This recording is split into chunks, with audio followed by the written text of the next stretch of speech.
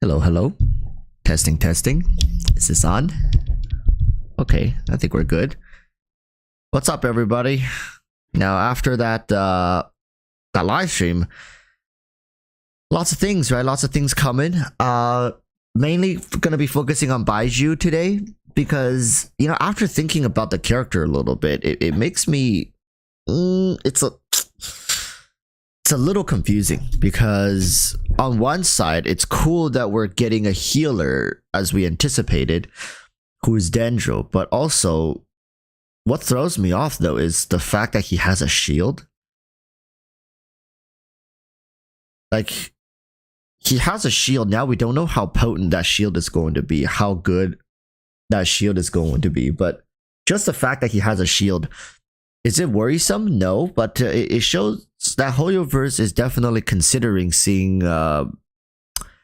maybe in the future we might see shielders/healers being consolidated into one character. But doesn't that kind of defeat the whole purpose of having Rift Hounds or something like that? Like, why have Rift Hounds if you're just going to go about it this way? I guess I'm just a little confused is all. Now, when it comes to the application, which is also incredibly important, think about it like this. Baizhu, if you didn't watch a live stream and didn't see any recaps, Baizhu has this ability on his elemental skill and on his burst skill where he can send out these wisps of Dendro to the enemy. So his elemental skill, I believe, if you send it out, it's like a one instance type thing. It goes out, applies Dendro, and deals a little bit of damage on the enemies in the area, and then it comes back and then heals you. And I think that's it. I don't remember them saying it continuously goes out and back, reapplying Dendro. It's just like a one-time thing for his elemental skill, which then leads me to his burst skill, which is the one that is much more consistent when it comes to the application. It seems like as long as the shield is up, it was continuously dealing damage to the enemies, right? So in that sense, I was just like, so that means there might be a good emphasis on Baizhu's burst skill, whereas Nahida doesn't have this problem. So you guys would know when characters have very important utility aspects to them in their burst skill, then there's a huge emphasis put on their energy recharge stat. And I don't know, but I don't think Baizhu will be a character that scales off of energy regen. I think it's most likely either EM or HP. If not, HP and EM goes hand in hand with him, and then on top of that you have to also worry about energy recharge. His burst looks to be pretty damn busted, so I don't know if it's going to be a 60 cost burst, 40 cost burst, 70 cost burst, 80 cost burst, 90 cost burst. I don't know what they're going to do. Like, very high chance is going to be like a 70 or 80 cost burst, judging by how it seems. So getting enough particles to utilize that burst may prove to be a little bit troublesome for some people to balance out those artifact stats. Shukai, it's been a while since we've heard from Shukai. It says, greetings from Japan. It's been a long while. We'll be starting my grad school very soon. I have no idea what's coming in Genshin. So Shukai, just to fill you in, we are getting Baizhu, we're getting Kaveh, kind of rounding out some Dendro comms. Baizhu is very weird. He's a healer shielder. So think Diona, but Dendro and 5-star. And that's kind of what Baizhu is. It really is weird. Truly is weird.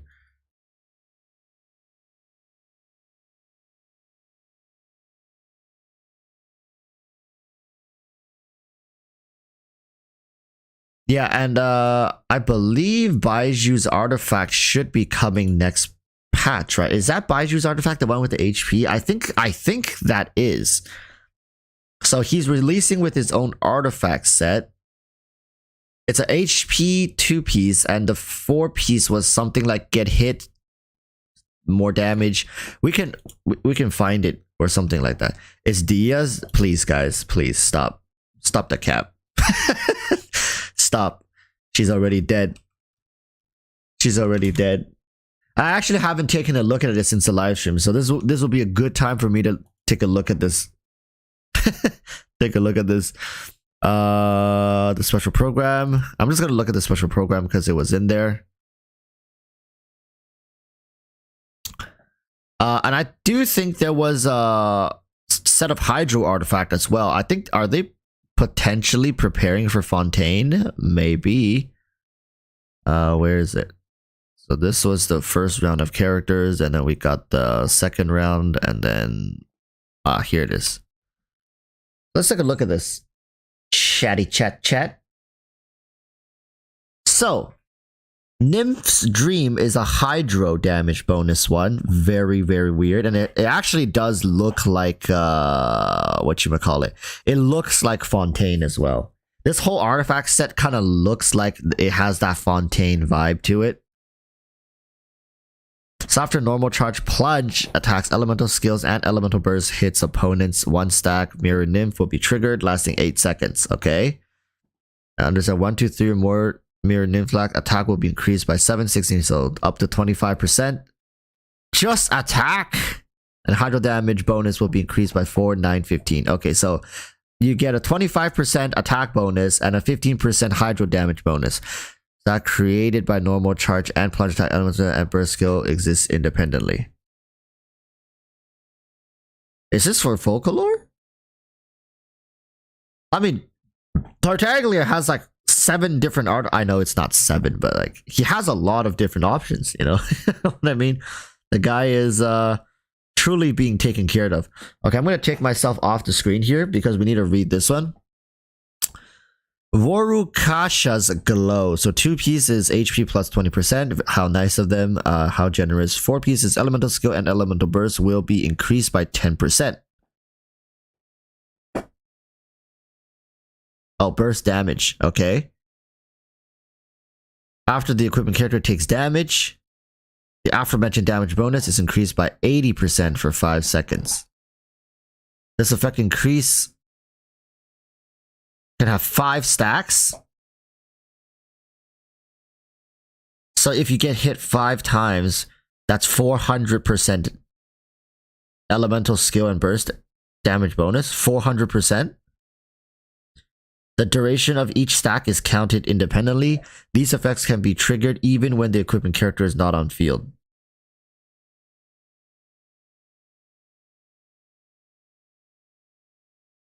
It's increased by 80% for 5 seconds. I mean...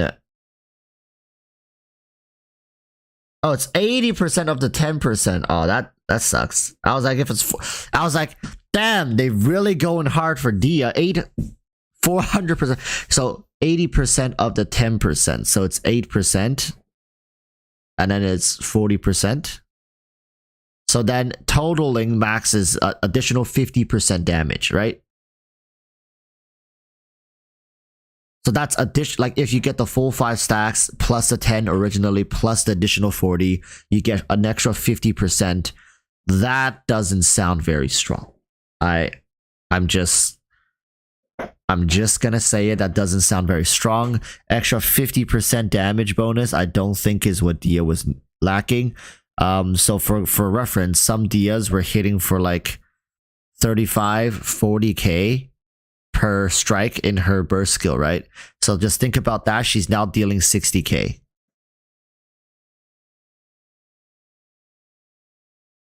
She's dealing 60k now per hit. Is that impressive? No. Okay, here's my point. If Dia's burst skill isn't consistently dealing like 80 to 100k minimum per hit, it borderline feels like a waste. Because think about it.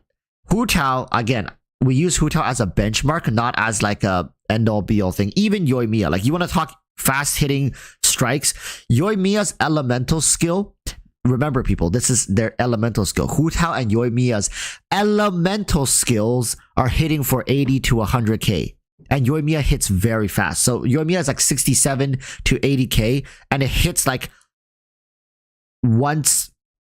twice per second almost. So it's like, it's extremely fast. It has borderline no cost because it's just their elemental skill. And here Dia is with her burst skill, right, going berserk, and she's hitting for a measly 60k with her artifact set, giving an extra 50% damage bonus.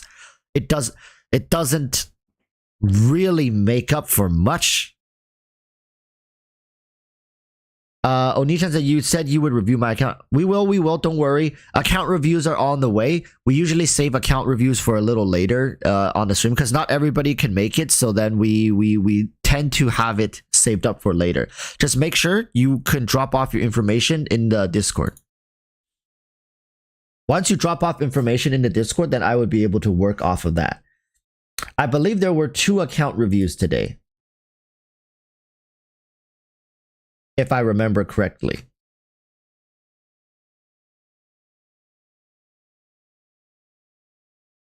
So yep, I found it.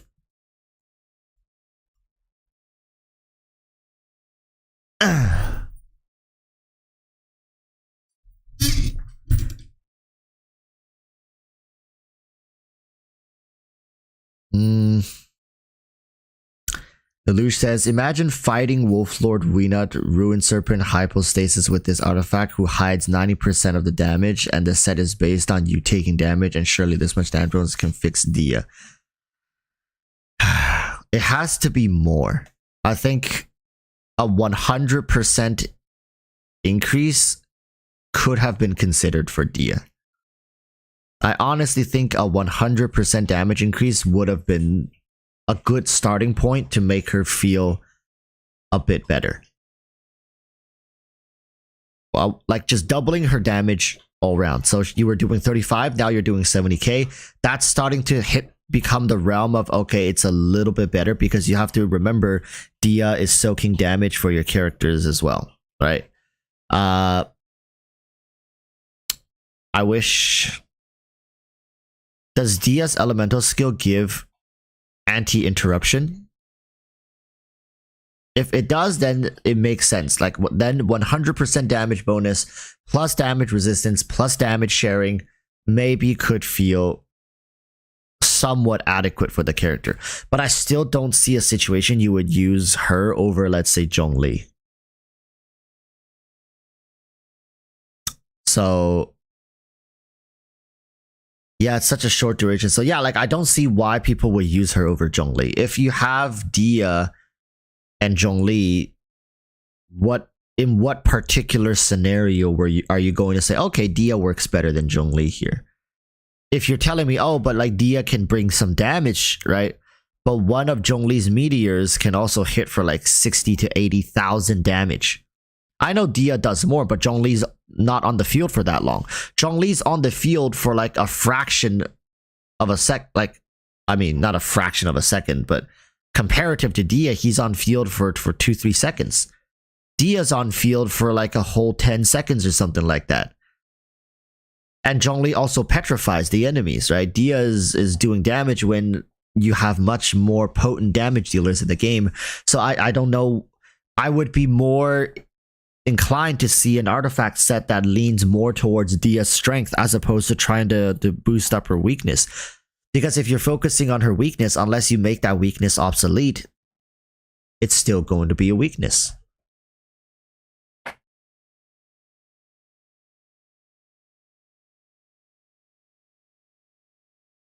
Dia is Walmart version of Zhongli. I think so, yeah. She's like the best, the what's that, great value version of Zhongli.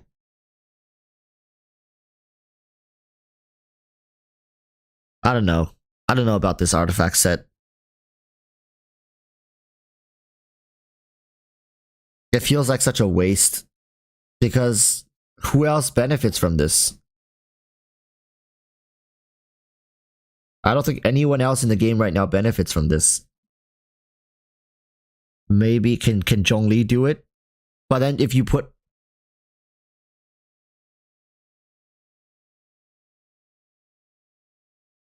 Oh, you say, oh, okay, Nilou. So you're saying use this on Nilou and then have her on field and take damage from her super blooms? Is that the play here?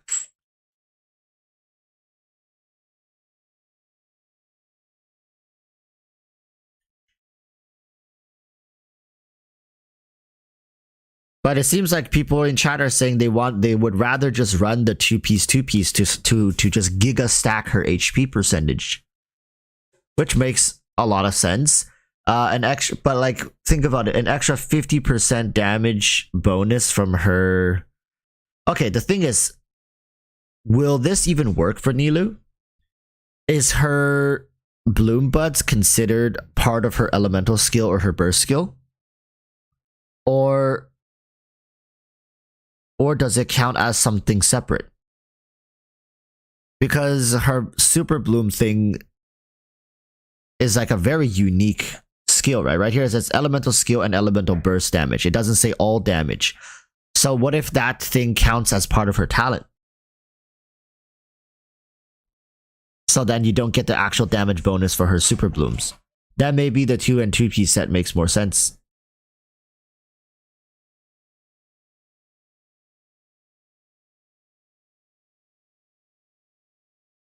Marcus Bullocks, I saw some vape Nilous, bro. Okay, vape Nilou is like, I don't know. I think I've seen some as well, but I don't see how it's like how it's consistent. I don't think it's worth playing her in vape. I think it's cool to try something new or like try it out, but I don't think it's going to be very consistent.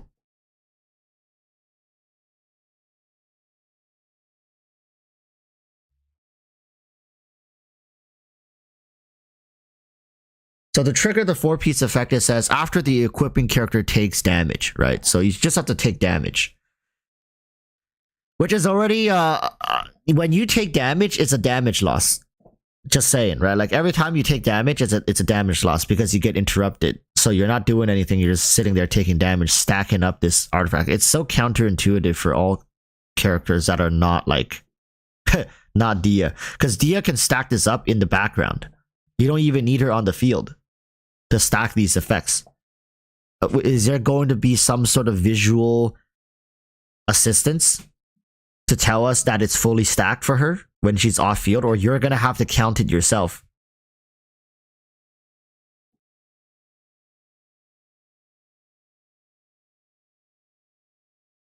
Right, like this is...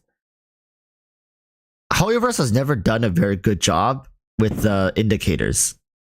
I wish they could tell us more about how this stuff works, or like show us with more visual aid and not have us just be guessing, as well as shield HP, right? Having indications for when shields are about to break would help players a lot in terms of just min-maxing their shield effectiveness.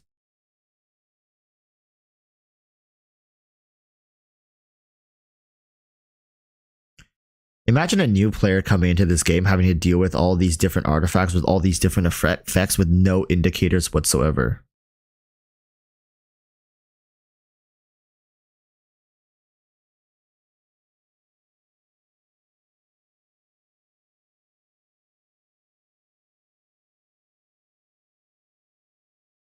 Don't you think putting Nahida on the first phase, miHoYo smacked themselves because people would definitely want to go for the Archons rather than someone who is not DPS and not an Archon? Ah, that's a great comment. And I'll tell you guys why they put Nahida in the first half. This is very, very smart of HoYoverse because everybody knows what Nahida does.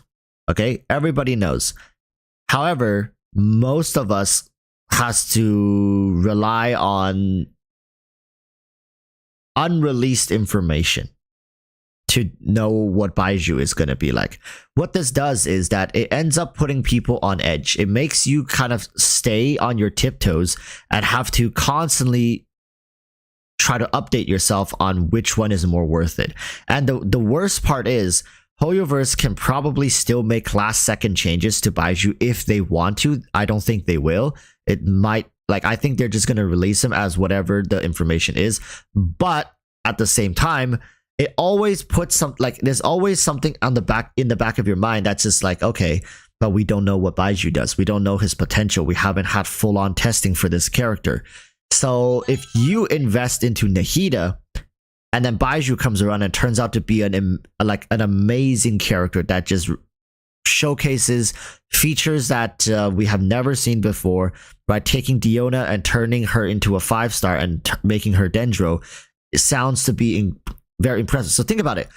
Baizhu kind of feels like Layla, Diona mixed into one and is a 5-star, also being Dendro. So because using Layla's mechanics of like attacking things while she has her shield on, and Diona's healing plus shielding, and giving both of them a 5-star scaling in the Dendro category, suddenly makes Baizhu feel like a very, very worthwhile character to invest into, not just for like whales and like paying players, but just free to plays, making sure to round out some of your team comps with Baizhu rather than Nahida could be a potential option now, right? The reason that they cannot put Baizhu first is because if you put Baizhu first, everything becomes clear as day. We know everything about both of these characters now, then people can make a smarter decision as opposed to an impulsive one. HoYoverse always wants you to make a more so impulsive decision as opposed to one that is smart and backed up by information. They want to make sure you have as little information as you can going into things. Remember, they also put Nilou in the first half. So even for people who are like, oh, but I'm not polling for Nahida, I want Nilou. It's the same thing, right? You want Nilou. You don't know what Baizhu does. You have no idea what he does. You kind of probably have an idea, but you will never have the full picture until he comes out. And probably at least a week or two of people talking, testing, and just seeing what he's capable of. So, and HoYoverse has done this many, many times.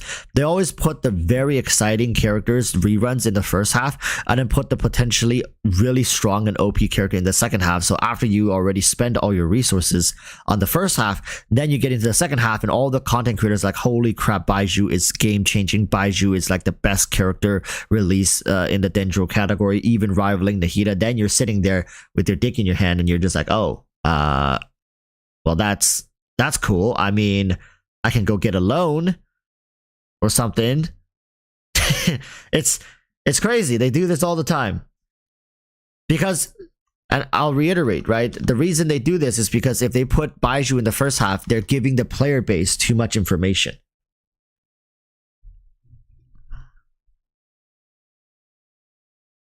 Marcus Ball is like, damn, that explains why Sano was first. Yeah, they always put the character that's more hype in the first half, and then they put a really strong one right behind that, because this way they can get you to second guess yourself next time, right? The whole point is, it's a pattern until it's not, because HoYoverse will do this many, many times, and then everybody starts learning, and then they'll flip the switch on you, right? They'll make you skip a character that was very hyped up and promising just for a crappy character on the second half, and then you're gonna feel like a dumbass. And then next time you're gonna, okay, then I won't skip the hype character next time. And then they'll go back to doing this again and be like, oh, you pull for the hype character. Well, guess what? This character is even more hype. Like, didn't think about that, did you? This is the whole mind game system you play with HoYoverse. That's why you watch people like Walrus to talk about this. I don't know, like I appreciate a lot of people talking, like a lot of content creators talking about the whole meta side of stuff, but very few of them talk about the business side. And at the end of the day, HoYoverse is a HoYo is a company, right? And Genshin Impact is their product. And what they're doing here is they're conducting business. And who's their clients? You are their clients. I've never met a single person in my entire life dealing with clients and a business which they don't have a representative or professional help for. Gotcha gamers are like the people who are going in to fight their own lawsuits by themselves. You know, you guys really need somebody to picture out what the hell HoYoverse is doing to you guys and help you understand just how messed up of a situation some of you guys are in right now and how to protect yourself. This is the most important part. Like, you guys need to be able to protect yourself. And I guess leaks, people looking at leaks is one way for them to self-educate. They're like, okay, I'm gonna self-educate myself. I'm gonna help myself not fall into like this freaking dooms trap, this bear trap of a thing that HoYoverse has laid out for us.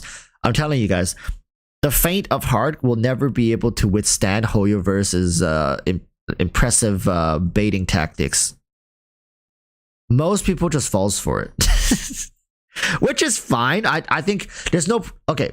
First and foremost, I have no problems with people like pulling for characters that they really like and enjoy. If you like and enjoy, and Hoyoverse is like baiting you in, so what? Whatever. Just like you're having fun. It doesn't matter, right? But for people who are already on edge, for people who are already like, oh my god, I don't know what to do, I don't know who I should pull, I'm so confused, and then you get hit by the Hoyoverse 1, 2, 3, right? Get hit by the left hook, right hook, and then the uppercut right to the chin.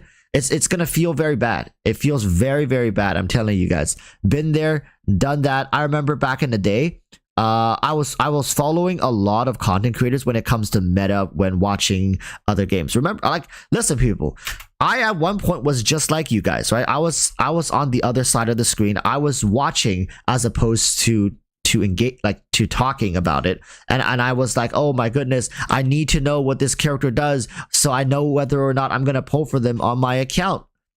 And then, like, fast forward, I was so busy figuring out whether or not this character was meta enough for my taste that I completely forgot about the fact that I was a product that the company was specifically targeting. And I always felt like, why is it every single time I want a certain character, it puts me in such an awkward position with another characters. I always felt like, damn, this has to be intentional, right? Like this, there's no way in hell that this is just done. This is a coincidence. Every time it happens, like, is it a coincidence every single time? And I was trying to find people who shared this like-mindedness, be like, can somebody just talk a little more about, you know, like this phenomenon going on? You're like, what the hell is this? Like, right? Like, why does this happen every time? Why is this so perfectly calculated every single time? And I found that wildly fascinating.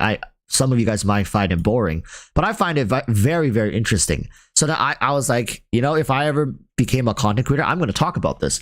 I'm going to talk about this more, because a lot of you guys probably are in your early 20s, mid 20s, like late teens. Some of you guys, very rarely would you guys be in your 30s. So like, you guys are still very new to this stuff, right? Trust me, you're on the chopping block. It's just that it doesn't cause you any physical discomfort. I mean, maybe it does. Maybe the way Hoyoverse places these banners really cause you psychological damage. Maybe you guys are taking some damage here and there.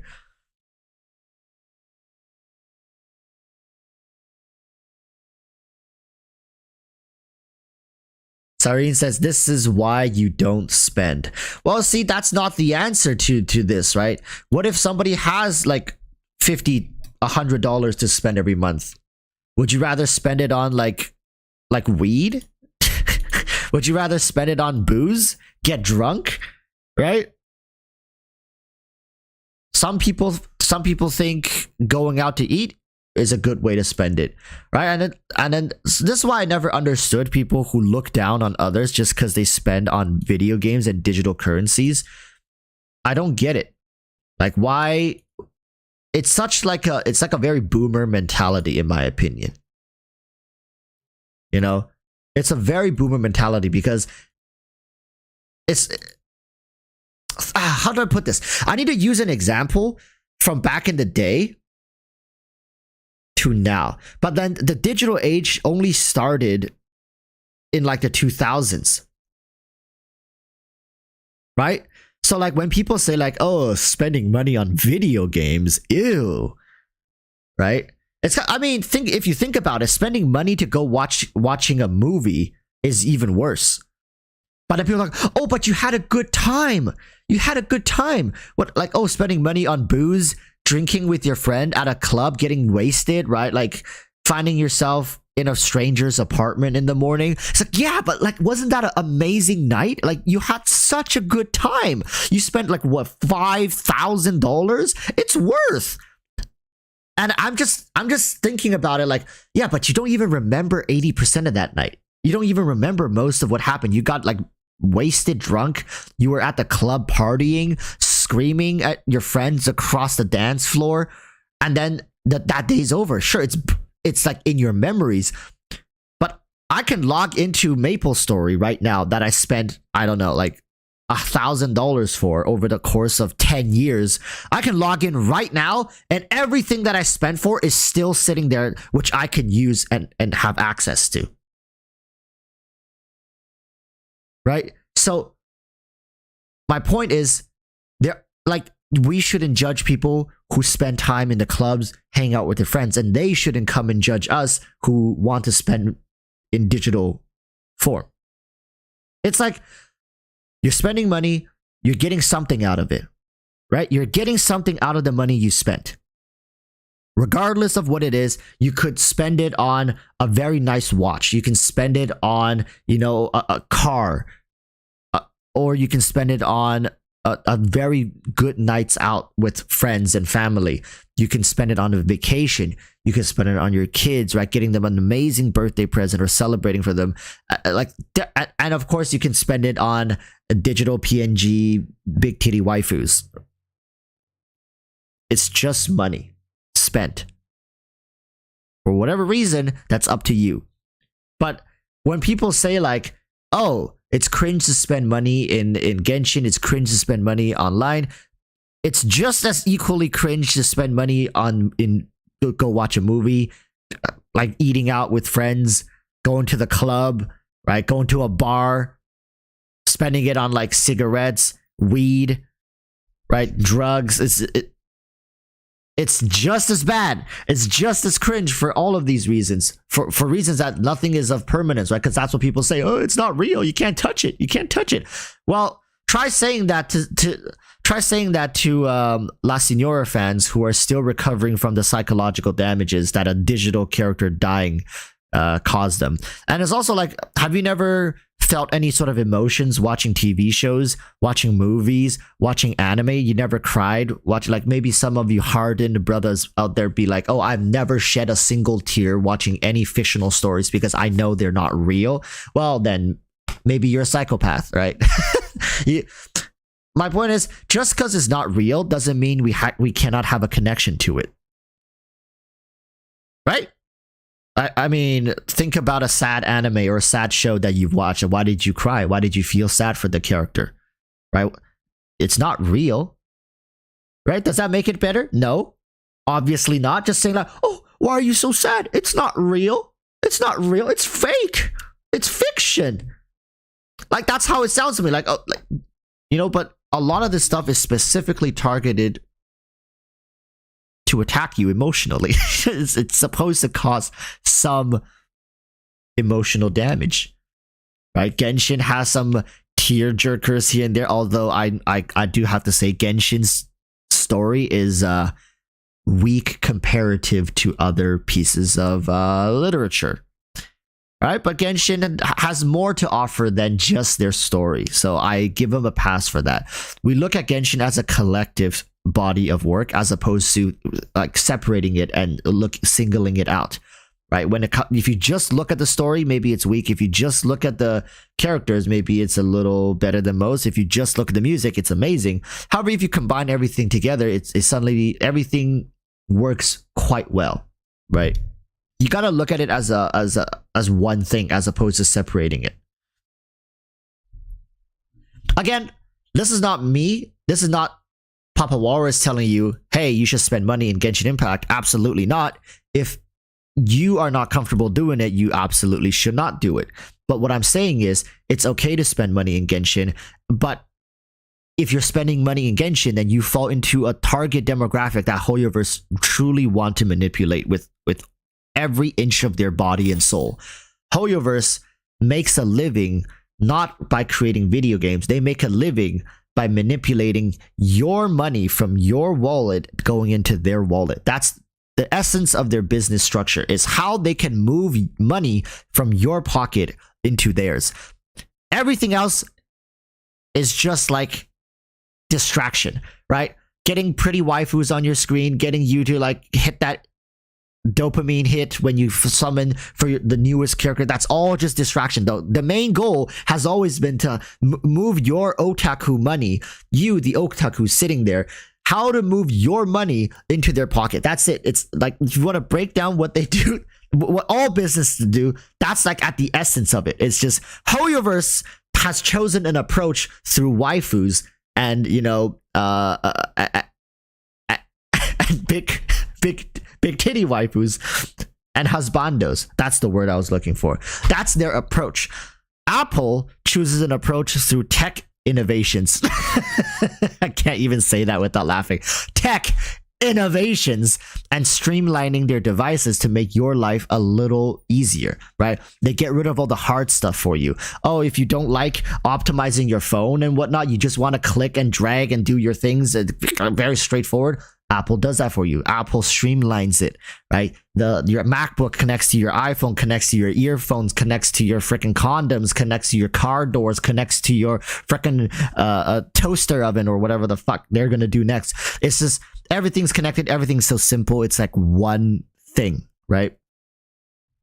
So it's just how they move your money. Once you realize that, hopefully you can be like, okay, be a little more aware of what you're doing with your money in Genshin Impact, right? It's just like, if I look back in time, do I regret spending some money here and there in games? Of course I do, because I was very impatient in the moment. I wanted something and I was like, I want this and I want this now. I was like, it's a very greedy mindset, being like, I don't want to wait. I want this now. It's going to cost me an extra potentially $300-$400, but I want it now. And for the cost of $300-$400, I can afford that. So I'm going to spend that to get this gratification now, as opposed to waiting for potentially 3 to 5 to 6 months when I can probably have a higher chance of getting it. Right? And that's what a lot of these banner placements are designed to do. It's designed to put you in a tough position. Do you want Nahida or Nilou, which are proven strong characters, or do you want to take a gamble on Baizhu, who seems to be a promising character, but you don't know exactly where he's going to land in terms of strength and usefulness, right? Especially for people who have been waiting on the sidelines, struggling and skipping Nahida in the first time she was around, and now you've suffered for X period of time. EroticWalruss is testing you again. Do you want to take a gamble on Baizhu, or do you want to take the guaranteed proven character, the S tier character, Nahida and Nilou, right now? You can get her right now, right? So nobody can answer that question as well as you yourself. It's just, I'm here to provide you some perspective, right? Is it the end of the world if you choose Nahida over Baizhu? Of course not. It's probably the smarter move because Nahida is proven to work. But the thing is, if you choose Nahida and Nilou, you better be damn well prepared to be on the receiving end of some psychological damage when Baizhu comes out, because you should know for a fact what they're gonna do with Baizhu. All the content creators, myself included, are gonna come out like, wow, Baizhu is so damn good. I never thought the fact that Shielder and Healer combined into one while also being Dendro could have been a bad move. If you don't have Baizhu, man, you're gonna be right? Like, people are gonna be milking it a little more than it's worth. But as long as you can tough it out, as long as your mental fortitude knows, like, it's not real, they're just hyping it up, There's content creators milking content. EroticWalruss is leveraging the content creators milking content to make more money, to get people more into FOMO. Just hold out, right? If you can hold out that period, trust me, a month from Baiju's release, you won't feel a damn thing that you don't have them, most likely. I'm saying this because I remember when Kazuha first came out, that's basically, right? That's what I thought. I was like, okay, it's just a alternative to Venti. You don't really need it. A month from now, most people aren't going to be talking about him, and that's what most content creators was saying. All right, I'm not the only one who said that. Most content creators were saying that. I think if you go scroll back to Zyok's first video, if you like, look, you can go scroll back to Zyok's first Kazuha video. I believe Zyok was even saying, like, he's a great option, he's amazing, he's really good. Everybody said he was good. I said he was good. Everybody said he was good. All the content creators agreed he was a good character. right? He was a good character, but nobody was saying that you have to get him. He's going to replace Venti. I don't think, like, you guys can go search it if you guys find somebody who said that. I gotta say that guy has amazing foresight. But I think most content critics, if not all of them, were saying he's a good character, but he's not a must pull because Venti exists. We didn't know. You just didn't know, right? How could we have guessed? How would we could have possibly known that Venti was going to have such an uproot moment, and that Kazuha was the character? And I do take responsibility that I pushed a lot of people off of Kazuha by saying that Venti was enough, Sucrose was enough, and that you didn't need Kazuha. And I take full responsibility, and I have apologized, saying in the future I will be more careful giving such claims. But at the same time, I just gotta say, like, nobody could have known what would have happened, what was about to happen to Venti. So this is the same situation. Again, I'm not trying to feed into the FOMO. I'm just trying to tell you that me telling you to pull for Nahida over Baizhu to play the safe bet is much less likely to fail, because Venti becoming a bad character also hurt HoYoverse financially. And if they could choose to do it over again, they would not have done it the way they did. Okay? So Nahida, being a very new character, the newest Archon, is very unlikely to receive a Venti treatment when Zhongli and the Raiden Shogun are still going strong, right? So just looking at it from this, if HoYoverse guts Nahida, that's them gutting their golden sheep, the golden goose or whatever, what's that saying? So, you know, the house always wins is what they always say. So if you play on the side of the house, if you play to the profits of HoYoverse, pulling Nahida is going to be a safer bet than pulling for Baizhu. And because if they gut Nahida, they're throwing and burning away tens of millions of dollars. Right? So just bet on HoYoverse. HoYoverse, are you really going to toss away potentially $20-30 million, maybe $50 million of revenue by gutting Nahida? I don't think so. Right? We're going to bet with HoYoverse and say Nahida's going to stay, and she's going to stay strong. So we're going to go with Nahida, smarter choice. Baizhu can be good, doesn't matter. As a free-to-play, low spender, going for Nahida is a smarter move. If you have a little bit of money, it pays, and you already have a C0 Nahida, it pays to skip Nahida and potentially Nilou for Baizhu, because Nilou is a damage dealer, and damage dealers just aren't as concrete when it comes to longevity. They kind of bounce up and down in terms of usage rate. For example, look at this Abyss. Okay, right now there's a new Abyss that it just got refreshed. I think the buff got refreshed. The monsters are still the same. But if you look at the DPS unit, Nilou had the hardest drop-off this Abyss change compared to all other characters. I believe she had a 17% drop-off. She was the one that changed the most. So like a character such as Nilou, which is a very niche DPS dealer, you have to understand her value is really in the fact that she can do this very, very unique thing very, very well. In fact, she's the only one who can do it. But when a situation doesn't call for it, or doesn't incentivize, or isn't beneficial to running it, you can end up in a very awkward position. You could spend resources building, let's say, Baizhu, who is a healer. You can always run a healer. Just because you don't want to play Dendro doesn't mean you cannot pull Baizhu and use him as a healer or shielder. Like, nobody plays Crystallize. Why do people pull for Zhongli? Right? It doesn't have to be about... In fact, Crystallize ruins more synergies than it actually benefits. So why do people still run Zhongli? Why people keep pulling for Zhongli? It's his features.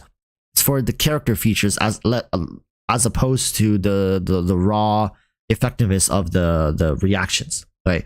I'm not saying Baizhu is going to be a standalone character. I'm definitely leaning more towards him being a Dendro reaction character. But my point is, you don't necessarily have to let the fact that he's a Dendro character push you off. I know there's people who says they refuse to play Dendro, which I don't get why. Right? It's a feature in the game. It's actually the most free-to-play feature into the game. I don't know why. Some people are so resistant to investing into Dendro, even though it's been proven to be the most free-to-play accessible team comp. there is. Old people hate change. I think all people hate change to some degree. Okay, we got one account review set. Let's see if the other person contacted me.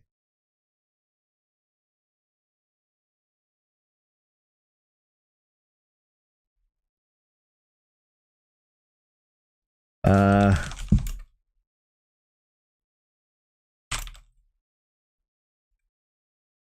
see. Did the other person message me?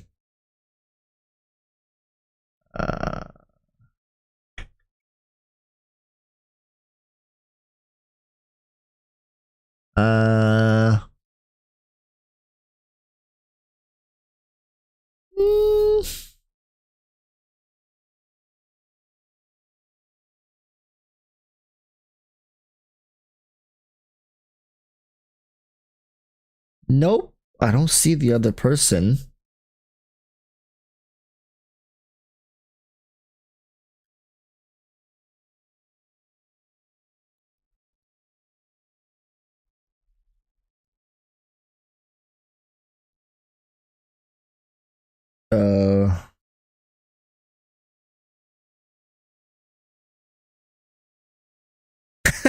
Some people are sending me these like these photos of Eula becoming possible for exchange in the Star Glitter shop. It's so troll.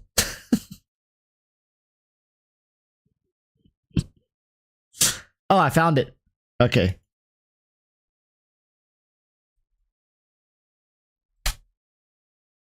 There we go. We got both accounts ready. Okay. We'll probably get into account reviews in a couple moments here. So if you guys have any questions, you can leave it in chat before I move on to account reviews.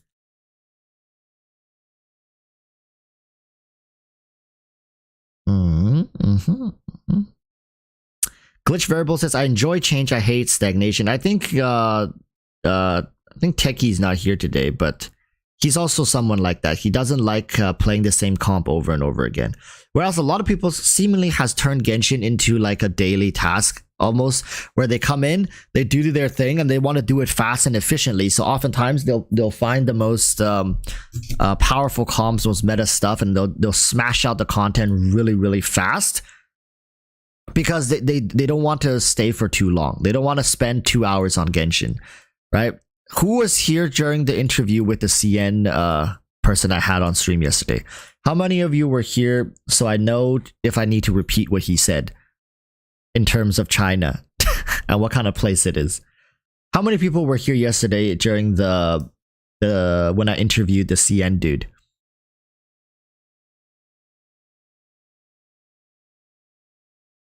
Okay, some people, okay, it seems so far to be like 60-40. So, okay, I'll just quickly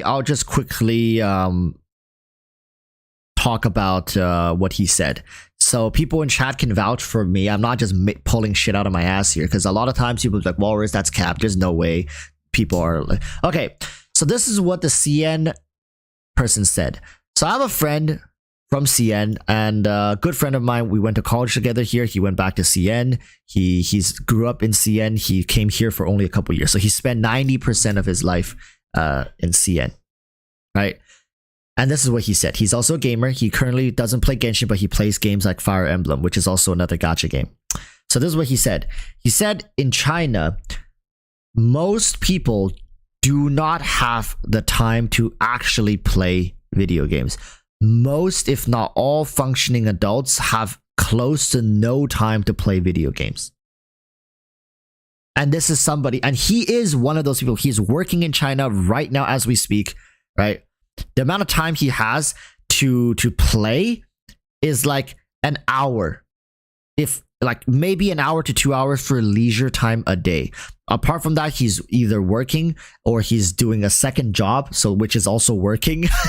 And he has to, and a large amount of the time that's taken up when you're working in China is transportation, commuting to and from work. It could take up to 2 to 3 hours one way. So 4 to 6 hours of transportation, depending on if you're working, like you live on the outskirts of the city and then but you work inside the city, like transferring and stuff like that. So what ends up happening is you create this situation where most people have this abundance amount of time on transportations. They spend a large amount of their daily lives on transportations. Can you bring a freaking desktop PC on? Obviously not. Just, you don't even have room sometimes to raise your arm during rush hour. Like you get in, you grab onto whatever the hell you can grab onto, and then you're squeezed. And then you're squeezed like this, and the thing shakes, you get shooken around like this, and then you stay like that for 2 hours. Kind of, because in between you get to also transfer, so it's not as bad. But for the most part, you're just like moving along with everybody else. So what do people do? Some listen to audiobooks, some listen to music, some watch movies, others play video games. They play these mobile games on their cell phones, right? If you can get a seat, congratulations, you're lucky because you can play with both hands, right? Go in, do your commissions, go out. So what my friend says, that he can only play games that takes no longer than maybe 15 minutes per session. Does that sound familiar? Sounds familiar? And if you guys think I'm making this up, go to my live stream from yesterday and go up to the point right before we started the actual whole. You know what? I'm like, why am I saying this like I don't have access to the live stream? I'm just. Oh, no, not this one. This is the one we're on right now. So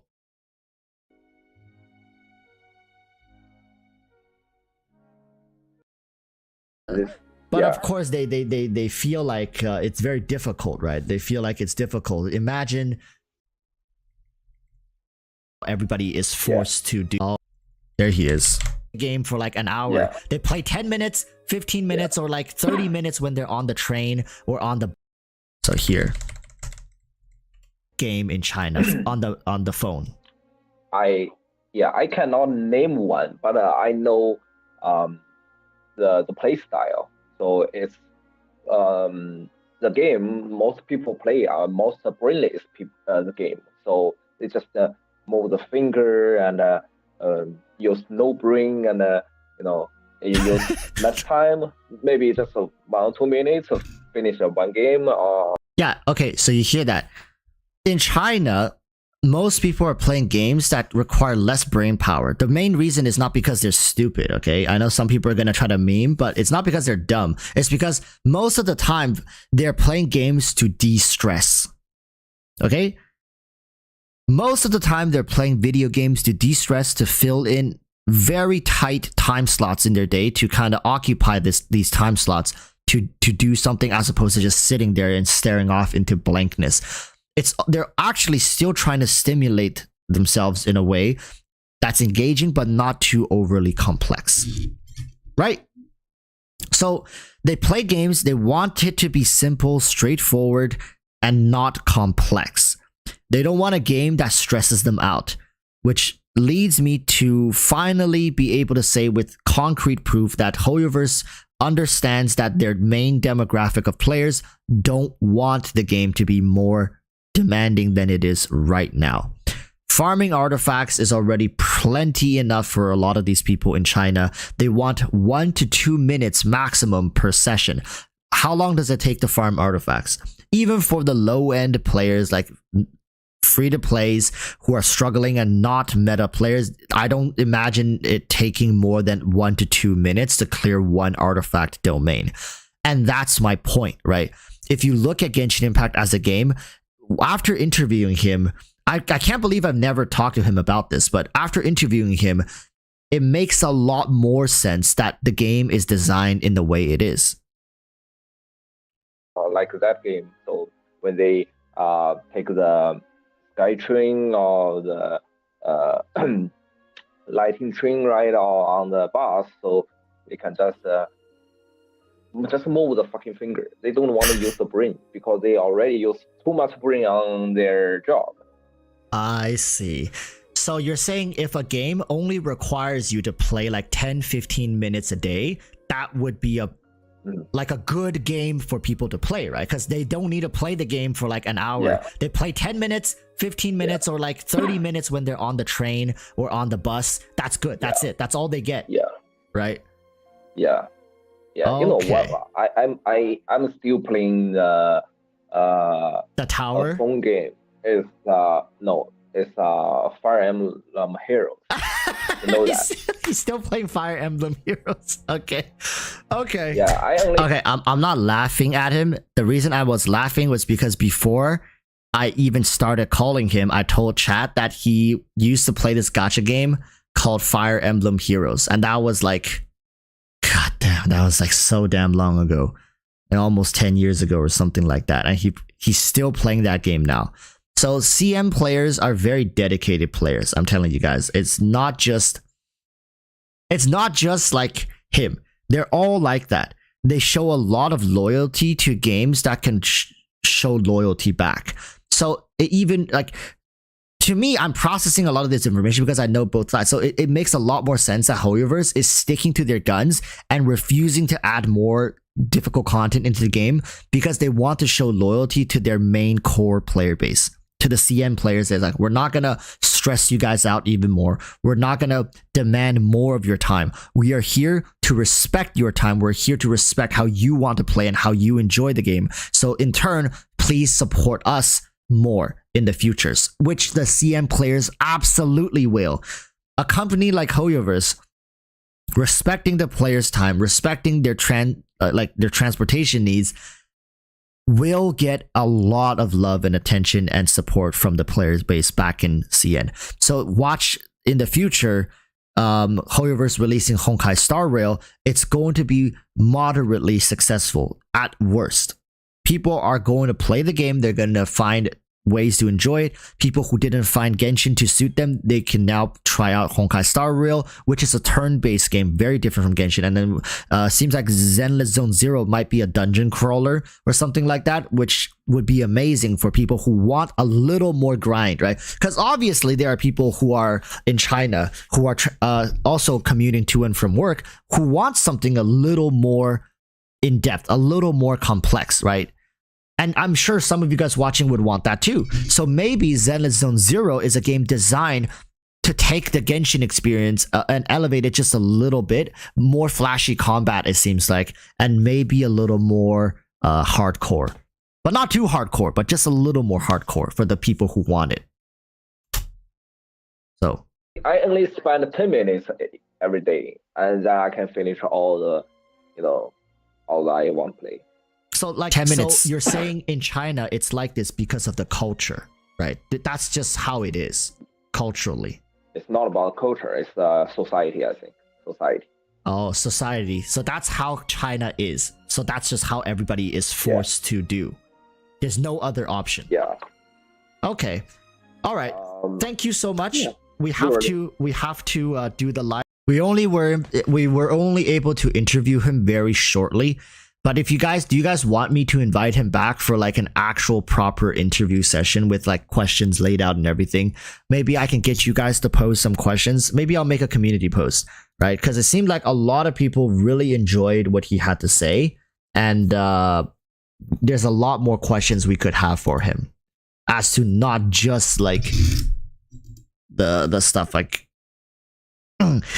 I mean, it must be pretty insightful for some of you guys to be able to see, actually hearing, because I keep telling you guys I have friends in China, I know players in China. I'm constantly commuting with people, like not commuting, I'm constantly communicating with people from the CN servers as well as CN people, just to get a better understanding perspectively of what's going on over there. But it's very different from me telling you guys as opposed to finding somebody who actually can speak English, can coming on here and saying these things to you guys.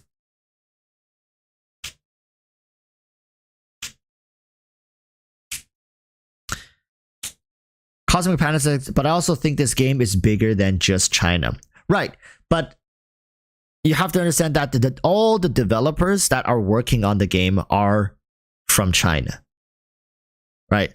So they understand the Chinese demographic far more than they understand the Western demographic. It's very weird because to understand the Western demographic, you would have to then go out of your way to come to the West and I guess do a ton of research, right? In fact, the people who manages HoYoverse's Twitter page and stuff like that probably aren't even based in China. There's a good chance all of the social medias that we interact with are outsourced to foreign people because HoYoverses don't have the knowledge and expertise. So what they can do is they can make sure, guarantee it, that at least for the CN players, that the game is solid. Everything is working as intended for the CN player base. That's the least they could do, and which they have done. They've proven that at least a large chunk of the CN player base are content with what Genshin is like currently.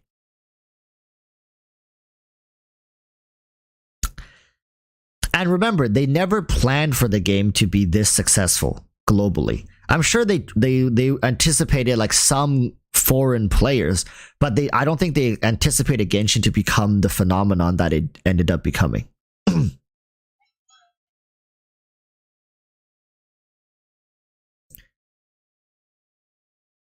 Marcus Block says they don't have any translators for them to understand people outside of China. I don't think they have. This is how I think it works. All the feedbacks that we do goes to like a centralized place, like HoYoverse has set up abroad. Wherever it is, there is a group of people who are paid to collect all the data that we have here in the West and then kind of ship it over to China and let them know what's going on. So HoYoverse is very aware of what's going on. It's just they see it, they get the report, and they're like, okay, people really want to buffer Dia, blah blah blah. They want more endgame, blah blah blah. Da da da. Okay, we see that. All right. Anyways, so about this next event, do we want the plushies to be pink or green? You know, it's like they see it, they put it down. It's like, okay, now let's talk about everything that's not on that list that we are going to do, right? We're going to do everything except the things that are on that list. They see it, they just choose to not act towards it. They just choose to not respond. They choose to not develop it, right? Which, what can I say? Like I'm just a dude here on the internet talking with a couple hundred people about a video game, right? I have no power, but my point is I can help you guys understand the process at which this stuff happens in China and abroad. They know. I guarantee you they know. They hear you guys. They just don't want to respond and they don't want to move towards this direction. But they have departments all set up to make sure that the EU, NA, and all this stuff goes back into CN, and then they get the data, they analyze it. Okay, all right, the Western players are still okay. They're still feeding us money, so we don't really need to do anything, right? Don't make these huge changes that can scare away some of the big whales potentially who are having a good time, right? We're making tens, if not hundreds of millions, every patch from overseas as well. So don't mess this up, people. All right, we're good with the hundreds of millions. I don't want to risk losing like a portion of our player base for the potential of gaining an extra 10-20 million. All right, we're already making 100 million, so let's just keep making 100 million. Don't fucking do anything that can jeopardize this, right? What if they make the change, and what if they suddenly see a dip in spending? Right, what if, you don't know, you guys think, just give us everything we want and the game will get even better. Yeah, for you, but what if HoYoverse suddenly make these changes, they spend the money, the manpower, the resources, make these changes, and then they lose money, right? Oh, some of the really hardcore players like, oh, I can't do this. I was okay spending like $100-200 keeping up, with these characters, but what now? We gotta grind this, got raid bosses, no, I can't do this. I don't want to do this, and then they quit. And the HoYoverse is like, no, I told you not to do anything, right? They don't know that. You don't know that. we just think, oh, if you give us more these features and a little more resin and stuff, people would love the game even more. You don't know that. You don't know that. It could very well backfire. Then Hoyoverse is down double. They spend the time, resources developing this, and they lost money. They're about to track down whoever wrote those surveys, and they're about to send Yelan over to your house for some interrogations.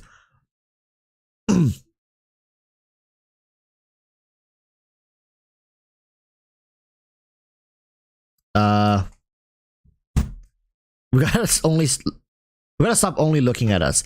Yeah, that's the difficult thing. We only see what we want. We only can talk about what we want, but we never really understand what the next person wants, right? For example, glitch variable. Do you know what Somer wants specifically?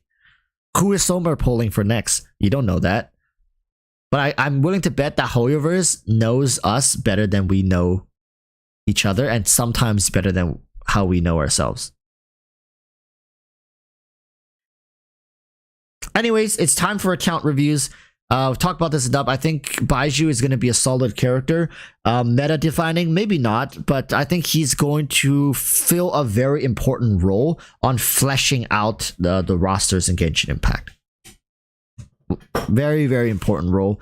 Having different options and also having characters that do kind of the same thing but a little different is very important when it comes to longevity of your playing experience. Okay. Oh, Jabba. Oh, hello. Oh, what are you doing? Look at that tail. Fluff, fluff, fluff. Very good. Okay. So now let's get into the other person's account and see what's up.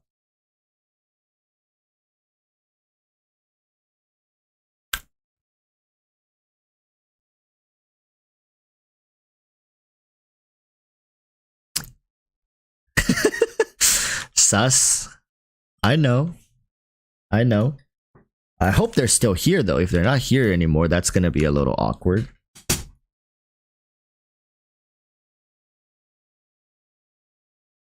I'm gonna need a email verification, of course, to log in. No biggie.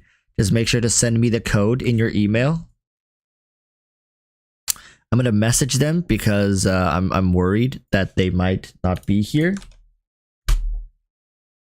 We got two different accounts, so we're gonna take a look at both. I'm always interested in looking at other people's accounts because it gives me a window into their perspective, right? Like what they are prioritizing, what they want to pull, and oftentimes I'm able to help them a little bit towards the direction that they want. I'm not always going to be able to give you the answer that you really need, but I'm confident in saying that generally I can point you in the general right direction. General right direction. My cat in the back? Oh. I mean Michi? Oh, I called his name so he stopped. Oh, look, he's grooming himself. Very nice. Let's see if we got the... Okay, we got the code. So let's go in and take a look. What server again? Do you know what server? Okay, got it. Let's go in. If you have any questions that you want, like anything specific you wanted me to focus on, just leave it in the Discord chat. Or else I'm just going to go all over the place, right? And I'm sure you want something a little more concrete. Get ready for super white screen in 3, 2, 1. Bam. Oh, that hurts. I wish they made a dark mode version of this. I wish Genshin has a dark mode because a lot of it is so damn bright. Oh, they got Hu Tao, Lisa, Kale, Zhongli on here, which is already a little interesting. C0. C1 with the Staff of Home. Oh. But 25k health on Hu Tao seems a little weird. Are they running EM Sands? Yes, they are. I knew it. Still know my stuff. Interesting. They got 210 EM. So your EM focused Hu Tao main who wants. Oh, let me help you out with this. Bam bam. Oh, you can PayPal me later for that. Don't worry. I charge 10 cents per butterfly collected on your accounts. Let's see. Free to play and hardcore. Okay, I can tell you're hardcore by your EM Hu Tao. So let's take a look. Definitely looks like a free to play. Jin Di look Chi Chi Kaching. Don't have Mona. Pulled Zhongli and Hu Tao, skipped pretty much the rest. You have like 2 Li Yue 5 stars? 3. Well, 4 if you count Kaching. 1, 2, 3. Have Ayato, have Eula, have Kazuha, but not that many. I mean, you have Ayato, which is great. You have Eula. I think you have a lot invested into like a Hu Tao team. Right? You have your EM Hu Tao team. You don't have Nahida, do you? What a great time to jump on this account. So you have about like what, 10 days, 9 days and some change to decide if you want Nahida or Baizhu. Now looking at this account overall, you haven't really invested into like much of the Dendro stuff, right? You do have Kuki Shinobu though, and you have Yao Yao. So I think Nahida is the smarter move overall. If you do end up pulling Nahida, you could kind of build a Hyper Bloom team. Well, I mean, you do have a Hyper Bloom team kind of ready to go here. And I mean, even with Yao Yao, I don't know if you've experimented with potential Hyper Blooms, but with Nahida, you're able to gain access to a very low effort team, which I think everybody should at least try once. So you have the... Okay, you don't have the best Archon in the game. That's such a shame. Anybody who doesn't have Venti is suffering immensely because of the lack of the most powerful character in the game. But I think pulling Nahida will send your account off into a very new direction. However, you don't need to be scared of it because literally Nahida can work with like electro characters. Pulling Nahida is a buff to your Kaching if you care. It can bring back Fischl into your rosters. It could actually synergize pretty well with Ayato, surprisingly. Who else can you work with Nahida? Raiden Shogun, right? You can build EM Raiden. Suddenly becomes a thing. What constellation is your Raiden? C0, perfect. Perfect. Right, so you don't really need to take Raiden ever to C2. If you pull Nahida, you can make very good use of Raiden Shogun. Super good use of Kuki Shinobu. You don't have Ganyu, do you? If you had Ganyu, you can play Melt Ganyu. Doesn't benefit Hu Tao too much. But yeah, Lisa could be good. Kale could be good, but you probably would not really use Kale anymore. Yao Yao have some synergies in there. You can use the Dendro MC as well with her, I guess. Xingqiu, Yelan could be good pieces of your Hyper Bloom team. Yeah, again, Fischl, as mentioned earlier, or Kuki Shinobu, they're all good options. And if you ever do want, you can play Quicken, Aggravate Kaching, super good as well. Zhongli have some levels of synergy with Nahida as well, not really, but his shielding also reduces Dendro resistances. and all resistances, in fact. So having him in there could help a lot. I use Zhongli. I use like a Alhaitham, Nahida, Raiden, Zhongli team to run a lot of my domains. It's very quick and easy, very straightforward. Nahida has great range, great application, decent damage, one of the best buffers in the game. Surprise, surprise, you wouldn't really think that Nahida is a buffer, but she is. 250 EM on command is no joke, right? And of course, with her talent being increasing, like her pyro talent, not pyro talent, the talent where an extra pyro character, an extra electro character, electro hydro character have all effects on her kit, which is really, really beneficial. She covers such a wide range of options here. Really good character. Again, I want everybody to be careful, even though I'm singing praises for Nahida. If you don't want her, you don't want her. At the end of the day, it's your call. I'm just saying that accounts like this, especially for free-to-play players, this is what I think free-to-play players want. Free-to-play players want less for more. You want to spend nothing, but you want to get everything, right? And Nahida is right now a character in the game that you spend. If you're free to play and you snag her, you pretty much you're on top of the world.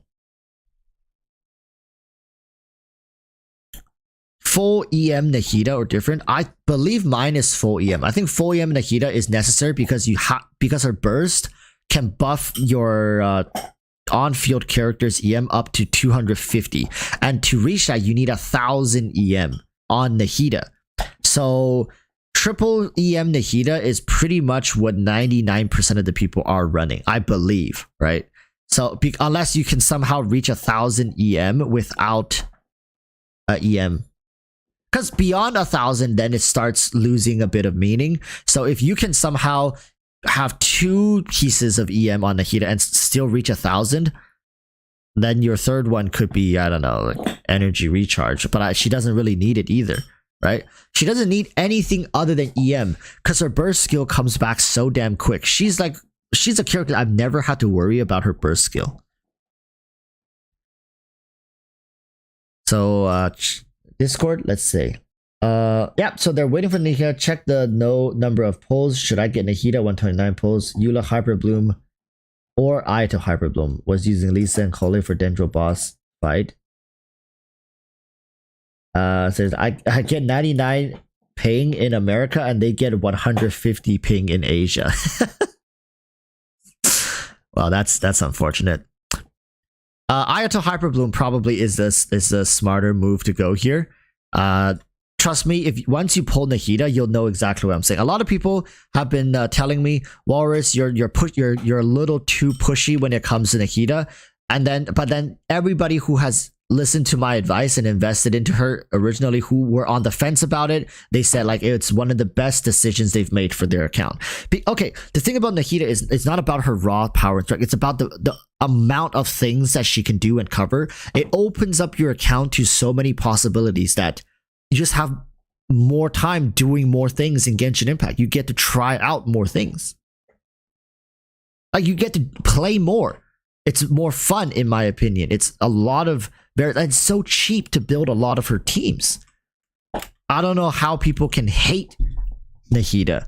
Like, what could be someone's reason for not wanting to pull Nahida? You can't legitimately say that, like, it can't be a gameplay reason, right? It can't be like it can't be like a meta reason or whatever, because if you're saying she's bad, then you're objectively wrong. If you can, the only reason you can say like I hate how she plays, but she's on the field for like 2 seconds, then you can maybe they'll say like exactly I want characters that can stay on the field forever, right? That's why I'm a Sino main. Yeah, but you know Nahida is a very big boost to Sino teams, right? Like you see, the logic kind of falls apart. Because even if you want to play characters who are on-field, Nahida was not designed to be an on-field character. Like, it's almost impossible to spin it one way or the other. Like, oh, I hate lowly characters. Okay, I sure. if you tell me it's like I don't play any lowly characters, right? I don't play any of these small chibi lowly characters, and they make me feel awkward. Just not my cup of tea. Sure, but realistically, from a general perspective, it's very difficult to find faults in Nahida as a character. So, like, I mean, if it's for a personal reason, I'm not gonna fault you for it. But 99% of the people who are playing this game, it would be a very good idea to pull and invest into Nahida. All right, so that's the first thing. So I always try to give you a sense of direction, and Nahida is definitely your first piece of the puzzle. And once you pull Nahida, I do think it's worth it to invest a little more into Dendros from that point onwards. But, and this is a huge but, because we don't know what's coming. We don't know what's coming in Fontaine, and Fontaine, in fact, is closer than you guys would actually believe, right? So if after pulling Nahida, it could also be a smart move to save until Fontaine, until the Hydro Archon. How successful you're going to be in doing that is questionable, because if you're saving right now and you reach the patch before Fontaine, it's been like a pattern that HoYoverse, the patch before Inazuma, they released Kazuha. The patch before Sumeru, they released Yelan. So just going off of that, best of luck to you guys holding out before Fontaine comes out. But if you can skip a really OP character, you might be able to get into Fontaine very, very, very rich in resources. Kamrul D. Hassan says, hello, Walrus. Hello, hello. What's up? Tech the Virus says, Walrus, how can they evolve Hydro more? Dendro is really an entire new playstyle. I don't think Hydro, Pyro, Cryo would do that. Okay, Tech, one of the things they could evolve Hydro is consolidating their roles. Imagine a character that comes out that does what Kokomi does, but also does what Yelan does. And also does what Xingqiu does. Right? Mix into one character. Obviously, that character would be utterly broken, so they have to tune the numbers a little bit, but maybe they heal for a little bit less, right? But this is the thing. Once we get into Fontaine, it's actually a very tricky business for HoYoverse, because Hydro is one of the most developed elements in the game. So how are they going to take an element that's already extremely well developed into different categories and evolve upon it even further?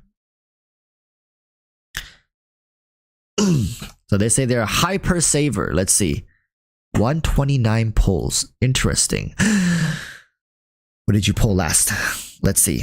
Hu Tao was the last pull back in February 7th. So you haven't pulled since February 7th. Did you pull on the weapon? Maybe you pulled on the weapon. Okay, you pulled on the weapon on February 7th as well. And you got Staff of Homa. So you got Hu Tao C1 and Staff of Homa in the February during the rerun. Discord. So stacked 300 pulls for Hu Tao, got her in 3.4 with the weapon. You can check. Yep. Here Hu Tao better than HP Hu Tao. I do have Elegy 2, hoping to get Tainari. Uncertainly. Right, so Tainari would be one of the best characters to spoof this account right now. If you're planning to get if you're planning to go for Nahida, getting a Tainari would actually open pretty much smack dang right open your account into Dendro. You'll have Tainari, you'll have Hyperbloom, you'll have Quicken Aggravate teams. Then your whole account comes alive in terms of the Dendro meta stuff, right? So if you're pulling for Nahida, you are going to have to pray for some amount of luck. Do you have enough resources to guarantee her by the end of her thing? I don't think so, unless you can somehow find another 60 pulls. 60 pulls in one. Yeah, if you get unlucky, you might not be able to get Nahida. And you already got your gems. I see free-to-plays are always they're always on top of it. Sometimes I don't get these until like the middle of the month because I forget. I swear I've forgotten to get these sometimes. Some months I swear I forgot them. Not that many, probably once or twice in the span of like in a span of like 2.5 years of playing. I probably missed that once or twice.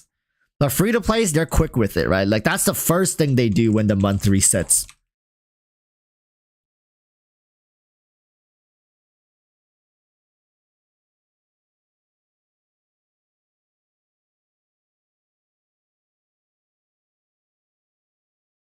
Alpha says, yeah, he should. New area, new event, new story quest, and hangout, new abyss. Will all that tally up to 60 polls? Maybe like 20 polls for all of that.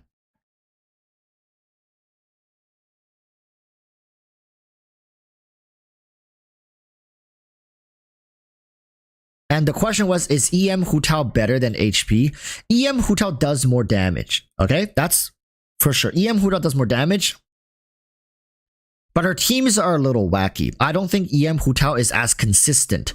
But when you evaluate peak performance, like if you take two perfect runs, one from an EM Hu Tao, one from an HP Hu Tao, EM Hu Tao's run would be better if it's perfect. But it's much, much harder to achieve that comparative to Hydro Hu Tao. Is just much, much, much, much, much more consistent.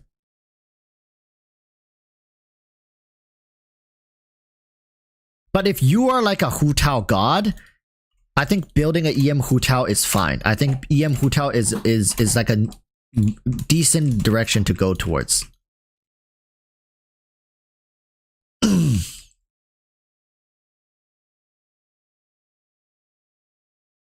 How do you think a proper physical damage carry should be in Genshin, where most of the combat is centered around fun reactions?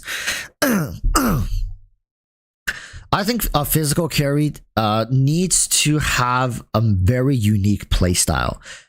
They have to go back to the drawing board when it comes to designing physical carries, because for the lack of reactions, you have to make sure playing the character is wildly fun, but not too overly complex.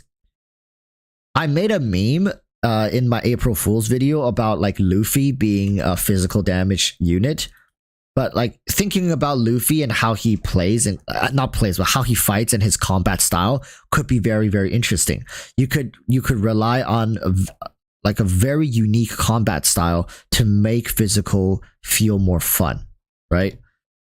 Because remember, this is a game. Games are about having fun. Just because reactions are the core combat styles doesn't mean they cannot design a physical damage character that relies on a more maybe Tekken-esque combo focused attack string. Like think Hazel's combat style, but even more wild and more fun. Like you can do air strikes, you can knock characters up into the air and continue attacks in the air, smack them back down, teleport behind them, knock them with your elbow, teleport in front of them, knock them to the ground, right? That could be a very cool and flashy playstyle that's physical damage. But it has nothing to do with reactions, but the play style feels fun. It's like a Dragon Ball Z character. But if you just have a physical carry coming out smacking people with their claymores, but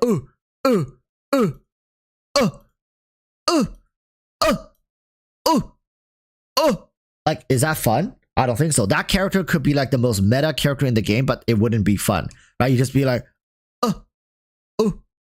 oh, look at my claymore is so heavy. I'm hitting for 150,000 per strike. It's not fun. It's not fun. I'd rather have a character that hits like 20,000 per strike and hits really, really fast and hits 5 strikes, right? And teleporting around, you know, doing combos, hitting them left and right, marking them, right? Then exploding their marks for like physical damage. Something like that.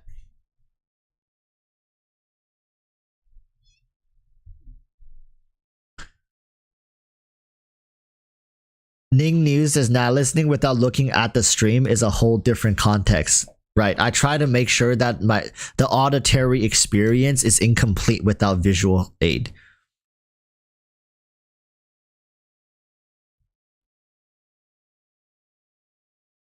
I'm actually pretty excited. I'm pretty pretty nice to see that you have invested into Ayato. But overall, I think once you pull Nahida as a free-to-play, you should just cease all pulling until Fontaine, if you can make it that far. Once you pull Nahida, your account is so well-rounded as a free-to-play that you really don't need to overly invest into anything else. Everything else in the game right now is just there for show. Nahida, Dendro is pretty much what's hot right now. And since you have Raiden, since you have Zhongli, you can also have an incredible amount of variance with other team options. So you don't need to really do anything anymore. If you can secure Nahida and just sit on her. Figuratively, of course. Until Fontaine rolls around, and then good luck with the Hydro Archon. So if you're diligent enough and you save hard enough, once Fontaine comes around, I'm sure you'll be you'll rewarded. You'll be very handsomely rewarded.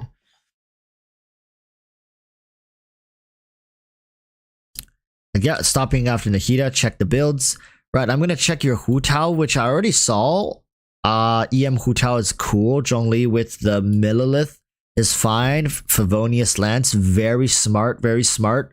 Anybody who's running anything else on Zhongli is a lost cause. Freedom Sworn. My God. Free to play? Free to play, by the way? Let's see what Eula's running.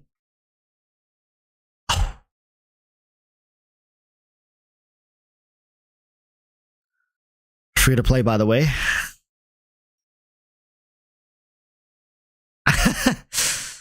If Raiden is running anything but the catch, chat is gonna have a riot.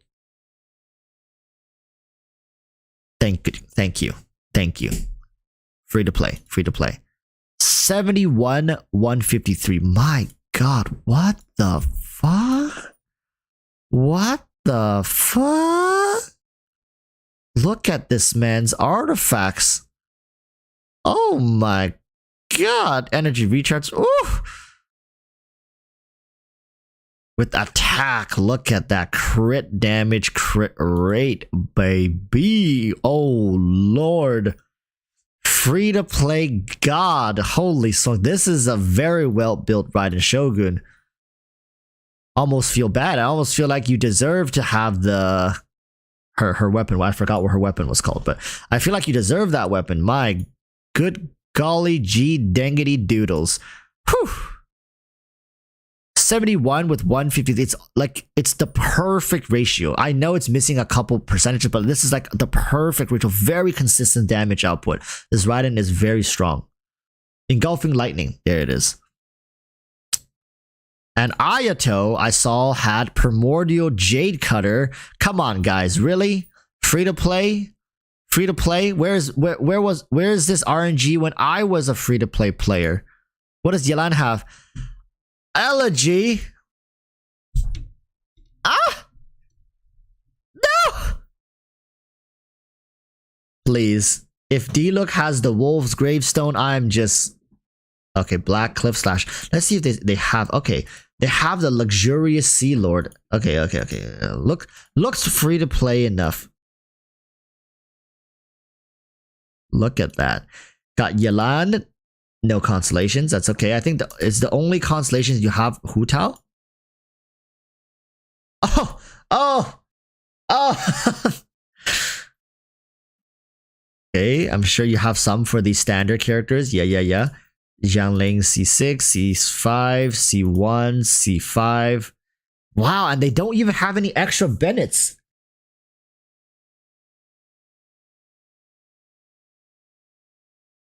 Right, they built Hazo. I feel bad. How often do you still play Hazo? In fact, he's one of the character who has fallen off the most since his release. I know he's a 4-star character, but there was so much hype around him. I remember like every content creator was just saying he's like the best 4-star release. So much fun, so strong. People were like doing screenshots of hundreds of thousands per hit with him, and then like everybody just stopped talking about him.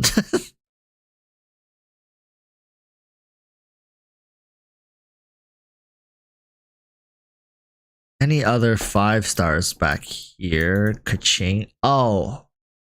Oh no no no. Oh no no no.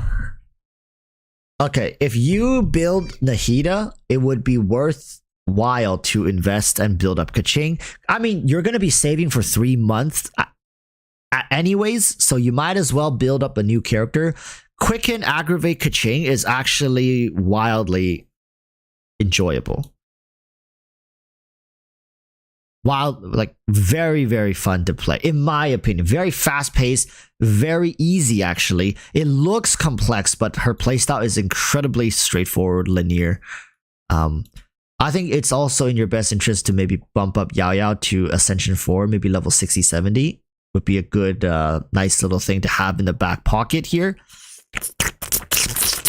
Sorry, just lubricating the chapped lips a little bit here. And yeah, I think apart from that, this account is pretty solid. Oh, check Ayato's build, of course, the husbandos.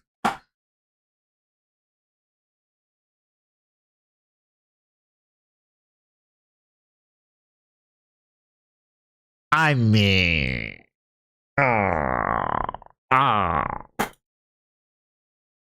Free-to-plays have like the most cracked characters because they're so dedicated to the game, and then they spend so wow, like that 28 almost broke into the 30s.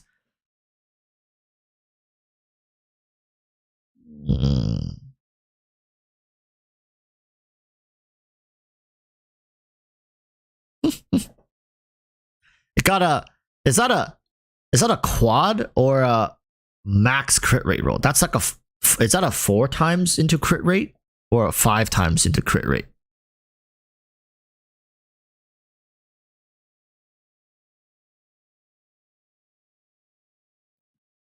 I think that's a 4 times. Is it not?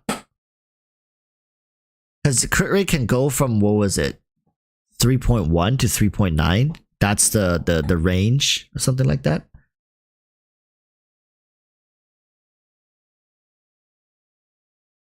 C0 Kajin, they lost 50-50 to D-Look. They got 3 D-Look, and then they got a Chi-Chi, so they lost to her once. They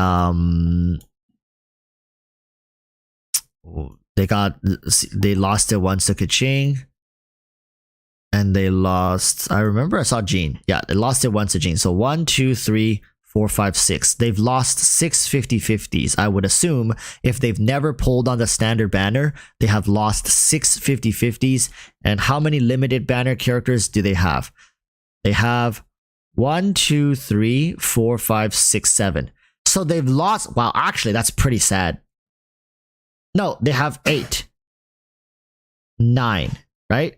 Because they have constellations on Eula. So they have 1, 2, 3, 4, 5, 6, 7, 8, 9. And they have 6. So they pulled on limited characters 9 times, and 6 out of those 9 times they've lost their 50-50s. That's actually, you know, kind of on the sad side, but it's not, it could have been worse. Okay. So yeah, we're done with this account. It's a pretty good account. I would say the smartest thing to do would be pull a Nahida, then sit all the way until Fontaine. This way you can guarantee the period of 3.6 all the way to like the end of 4 point something. You will have something to do. You will be consistently like A-okay to go. That's like the best way to do it. Weapon inventory, please, before. Okay, let's take a look at the weapons. Wait, they had Aqua Simulacra. They just didn't put it on Yelan. They had this weapon. They just didn't put it on Yelan. They had 2 Aqua Simulacras. They have 2. 2. Some of the best bows in the game, like some of the best weapons in the game are here. Aqua Simulacra, Elegy, Homa. Not you. Primordial Jade Cutter, Freedom Sworn. Aqua Favonius is kind of okay, not the best. Lost Prayers is a pretty decent weapon, right? Amos Bow. And a second. Oh my god.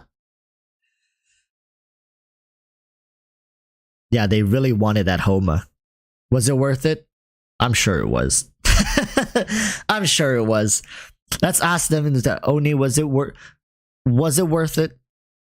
Was it worth? I mean, what am I even asking for? Like, they got 2 Aqua Simulacra as a consolation prize. Of course it was worth it.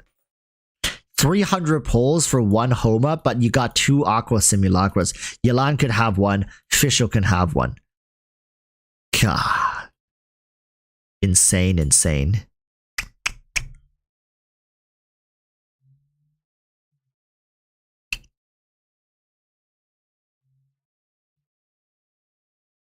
Well, let's go into the other account.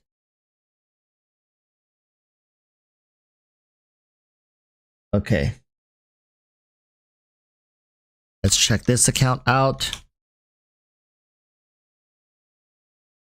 Overall, pretty good account for a free-to-play. They're very clear on what they want.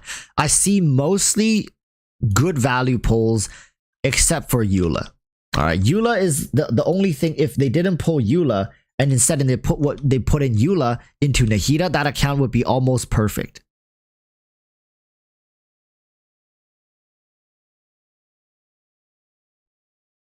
Almost perfect.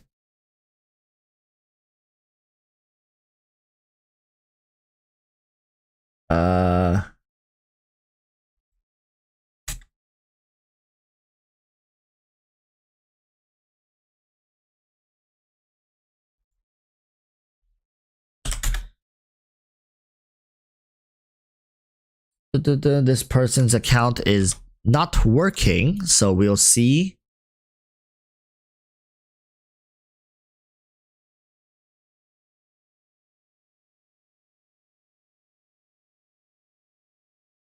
We'll see. Let me try again. Let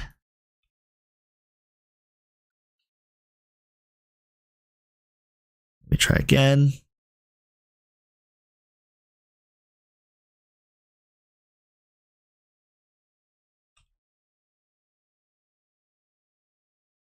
What about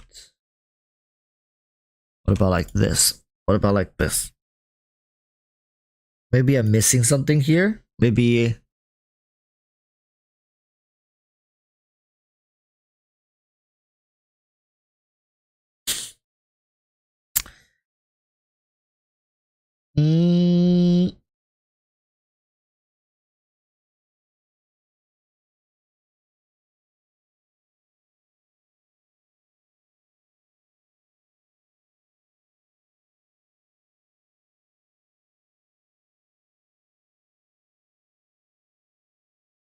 wait, I have to no, because I always just log in from the client.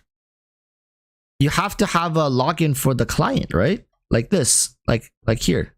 This is what I do for all the account reviews.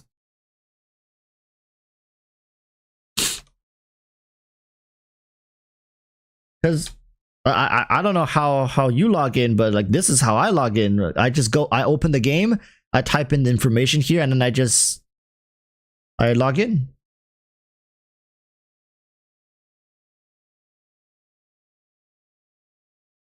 Yeah, you need to grab your Hoyoverse login information.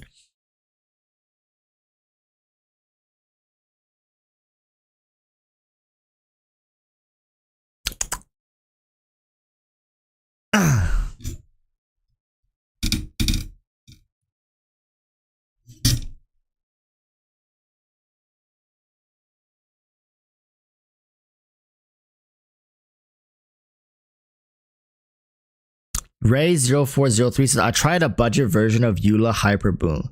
Xingqiu, Yao Yao, and Kuki. Actually really good.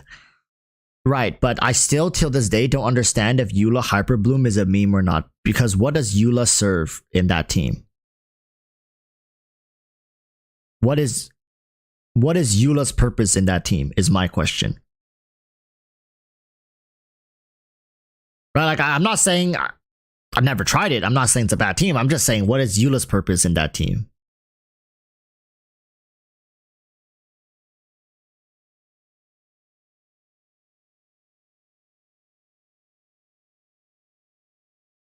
Eula is the driver, but what is she driving with her physical damage? What is she driving? Like my point is, how is it that not a single other character can replace Eula here to make it better? Right? Like it seems very copious to me to run that team. Now, if you're telling me that's a for fun team, all the power to you. But if people are trying to push Eula Hyperbloom as like a legitimate meta team, I don't know. Okay, it's a for fun team. Okay, then go ham, go hard. Nahida as a driver is way better. Yeah. For example, yeah. If you why not put Nahida in that position, right?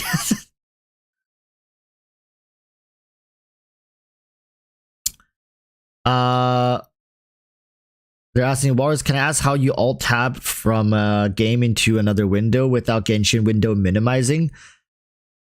It does minimize. It's just that on stream you guys don't see it because I have that window locked on stream. So I can change scenes like this. Boop, boop, boop, boop, boop, boop, boop, boop, boop, boop.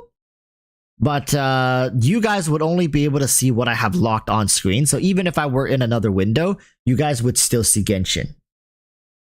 This way, I could be, looking at something inappropriate and nobody would know.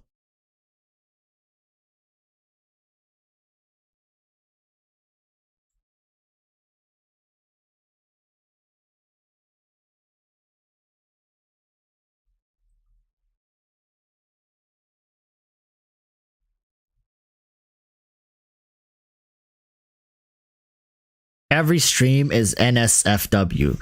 Dude, I have erotic in my name. It's part of the brand. All right. I can get away with it. The sound of that video will get into the stream if you don't set it right. But you know, your boy Walrus spends more than enough time every day making sure everything is set up just right for my live streams. Not gonna find a slip up here. Couldn't be me.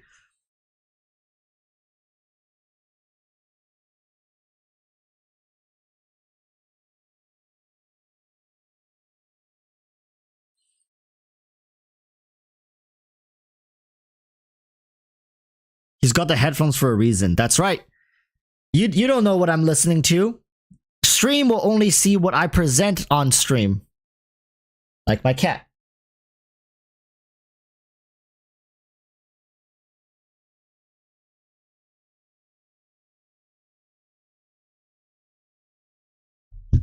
Nikkei girls? What Nikkei girls? I don't play Nikkei. I don't play it.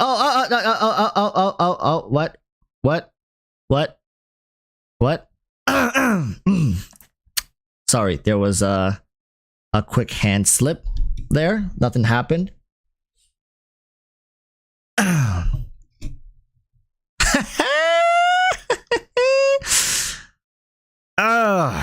Let's see.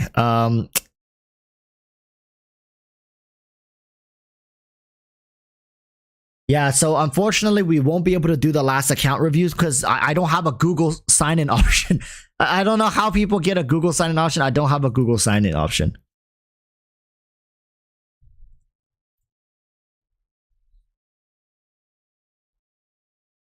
It was Modernia. I don't know. I don't know what you're talking about. I invoke the fifth. I don't know what you're talking about. My life is Genshin. Genshin only. I only play Genshin Impact.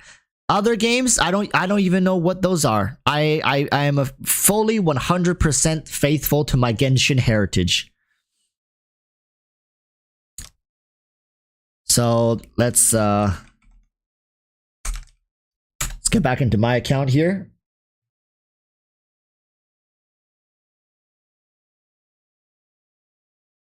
My Genshin life is still very much in its prime. Look, Genshin Impact. What are you guys talking about, man? I play Genshin 27 hours a day, 9 days a week, 700 days a year. That's my life, right? That's how I devote myself to Genshin Impact. You will never see my resin full. You will never see me being wasteful in Genshin Impact because I am so dedicated to my craft here that beyond all shadows of any doubt, I am the embodiment of Genshin Impact. So, let me just, oh, I'm almost BP level 15, guys. I think I have 8 days to make it. I think I can do it.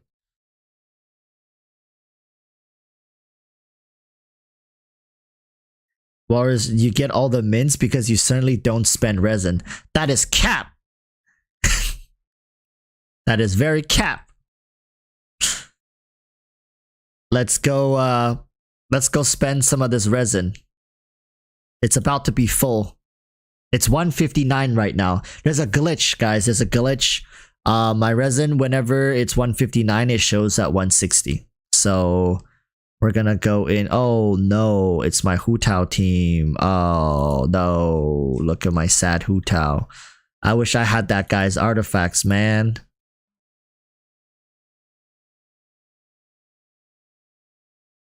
I mean, Hu Tao can work fine here, I guess. Maybe. Kind of. Not really. Look at all those unlocked dungeons. How dare you? You know, I probably have a couple thousand Primo Gems just lying out into the overworld for me to claim if I ever want to just go search up guides for it. But I really don't want to search up guides. I don't like it when games make it so overly annoying to go complete the game. And then that's actually how these guide channels even came into existence, is that people realize that it's so damn annoying to do yourself. Ooh. Ooh. Ooh. Ooh. Oh, look at that finishing pose. Daryl Walker says, add a warning for clients using only PlayStation or Google accounts to add a proper Hoyoverse account. You mean on the channel? I could, like, I can put it in the description saying, like, for everybody who, oh, that was almost good. For anybody who has like a PlayStation account, you should probably link your PlayStation account to your Hoyoverse account. That's actually a really good advice for people to do. You should actually do that.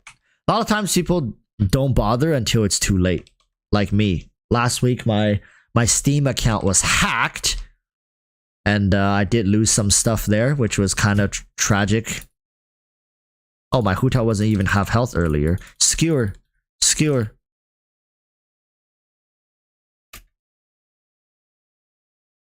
No. No.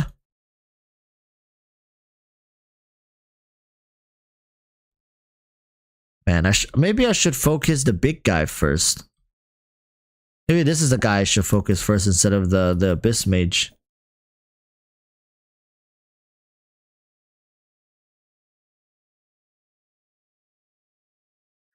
Mingo is asking, wait, is it a risk having an account through a third party instead of through... yeah.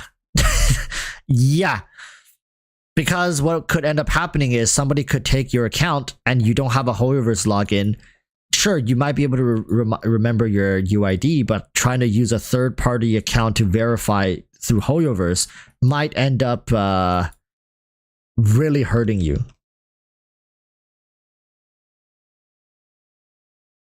Wait, why is that cube sideways? Why is this pillar sideways? No, come back. There we go. Why was this thing tilted, Zhongli? You're losing your touch. You're getting too old.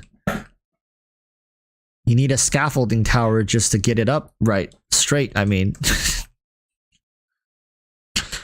Leaning Tower of Pizza.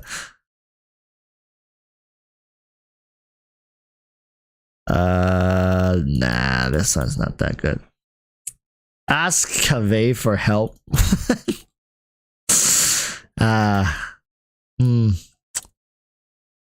Maybe the pillar landed over a slime. I think so too. Bam! See, this time it's straight.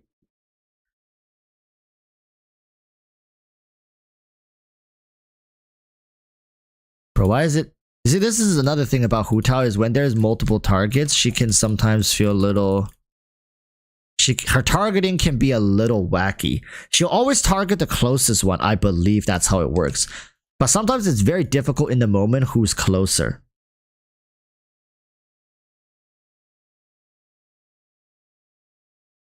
Almost good. Techie is asking Walrus, will you build Nilu soon? Maybe. Oh, here's another thing, people. Very tragic. I won't be here when Baizhu comes out. Baizhu comes out, I believe, on the 2nd. Let me check. I'm pretty sure Baizhu comes out on the 2nd of May, which I will not be here. Yes, very tragic. I know. You guys can all collectively cry now because... Let me see. I think he comes out on... Yeah, he comes out on the 2nd of May. That's when Baizhu is released. And I will be away. When do I come back? I come back on the 8th. So expect a video on the 9th. I will have some videos prepared for you guys before I leave. But unfortunately, the main focus of this patch, Baizhu Kaveh, I won't be able to talk and... I won't be able to talk about them until the 9th.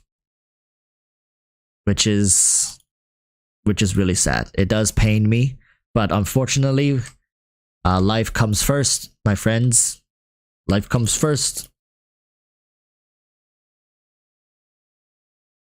Got some work that needs to be done. I'll be away from the 26th all the way to May 8th. So I'm missing Honkai Star Rail release, and I'm missing Baizhu release.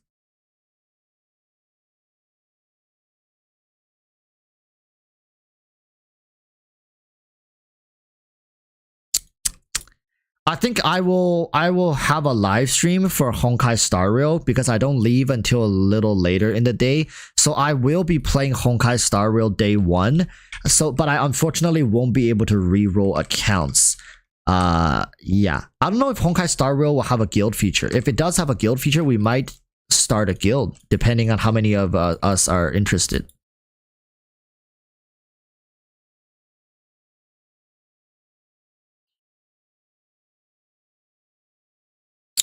But yeah, to answer the question of Nahida, I mean, Nilu, I probably will build her in a couple days from now. Wait a minute. Could this be good? Could this kind of work? No crit rate though, but dendro damage bonus. If I get crit rate or crit damage, that would be pretty good, no? Alright, let's get it to level 4. Are you a whale? Define whale. How much do you have to spend in the game for you to call them a whale? And I'll tell you if I am one or not, judging by based off of the numbers you give me. What am I looking for? Oh, right. 1,000 plus? Yeah, I'm a whale. I'm a whale. If it's $1,000 and above, I am very, very much deaf. $10,000, then I'm not a whale. If it's 10,000, I am not a whale. Oh, here it is. Let's see if we have some other good ones. Nah, these are all kind of awkward.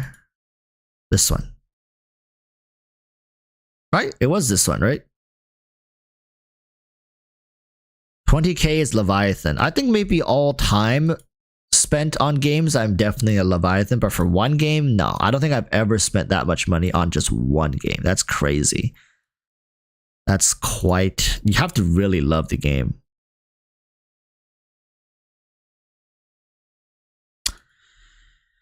Yeah, like I said, you have to really love the game, and I'm really not loving what the frick is going on over here for this artifact right now. 50,000 is Cthulhu. Not me. I'm just a baby whale. I'm very new to the whole whale category as well. You know?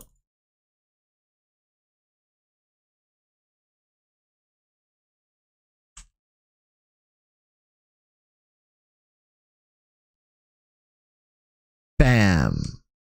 Oh, that didn't get the one in the back? You lucky you.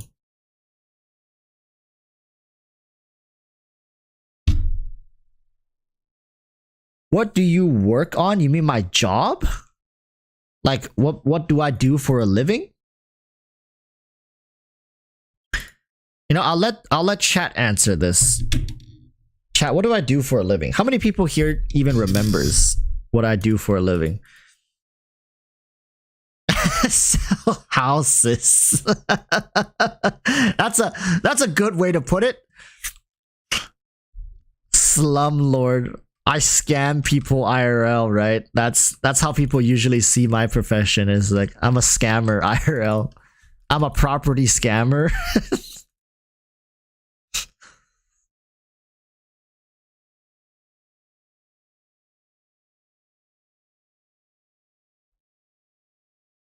Look at this combo attack. This thing didn't land until he was borderline dead.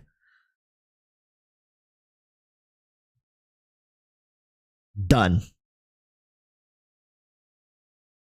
Where else would you go buy property if not a real estate agent? Well, surprisingly, if you've dealt with housing transactions like a couple times in your life, maybe you've bought and sold 2 to 3 houses, you'll start to get a feeling for it.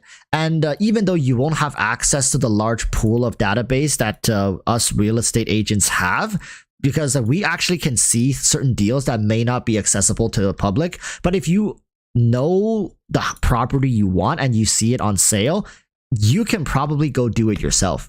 It's just that you have to really understand comparables, how much houses in this area has been selling for, so you can write the proper offer. Because let's say if a house is asked for $1 million, you have no experience, and you just go in and you're like, I'm going to offer you, you know, like $850,000. You might just get kicked out of the property because people will be like, that's just ridiculous. You might look really stupid.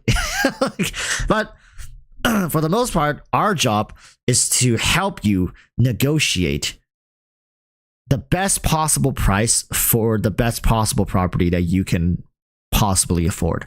We know a lot more information than the general public, and our job is to assist. We cannot make the decisions for you.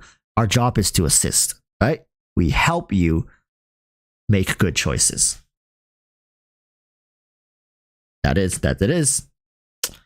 TechDevirus says Walrus heard houses in Vancouver are very expensive, like San Francisco level.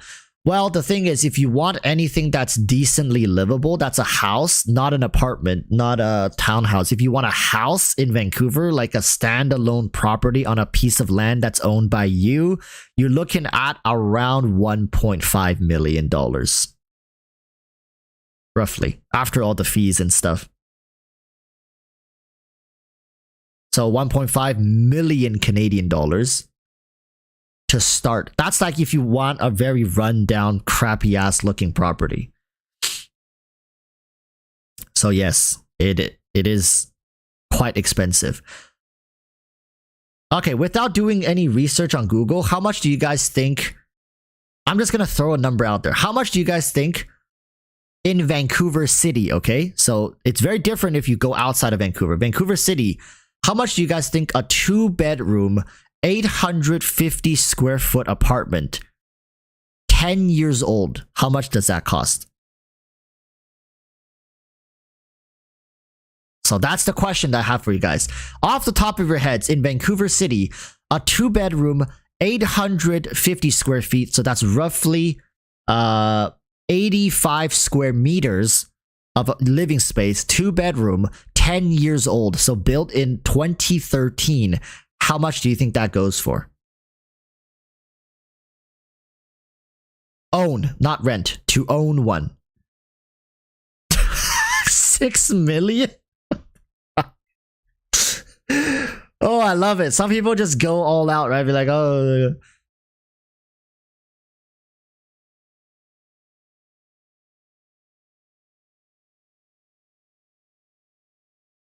Okay. Okay, everybody who said million is wrong. Okay, it's not that bad. It's not that bad. Whatever you guys think we are living like over here, it's not that bad. The correct answer would be around $800,000. Like $700,000, $800,000, you can probably get it. Depending on the apartment, it might be a little more or a little less, but it hovers around that price for 10 years. If it's a new one, a brand new one, you're looking at about $1 million, give or take. If it's brand new.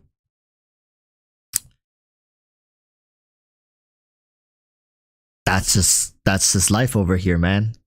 $1 million for a 2-bedroom apartment.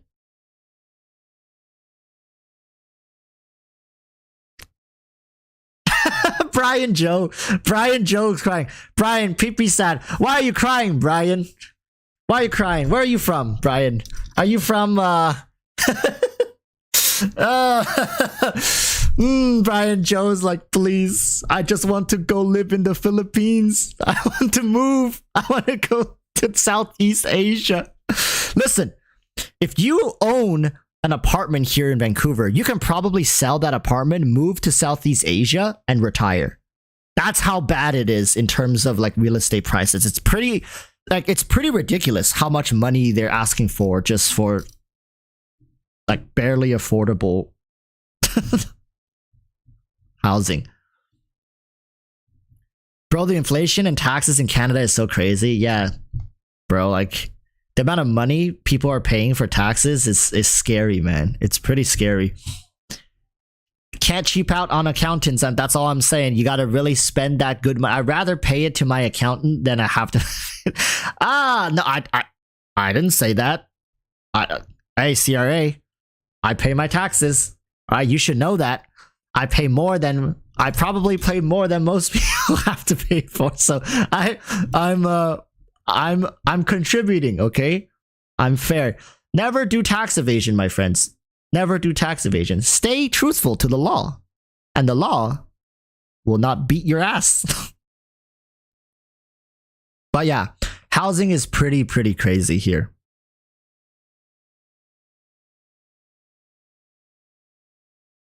Tekiro says, you know, you do cash transactions. I don't know what that is. I don't even know what cash looks like. Look, you guys want to see my wallet?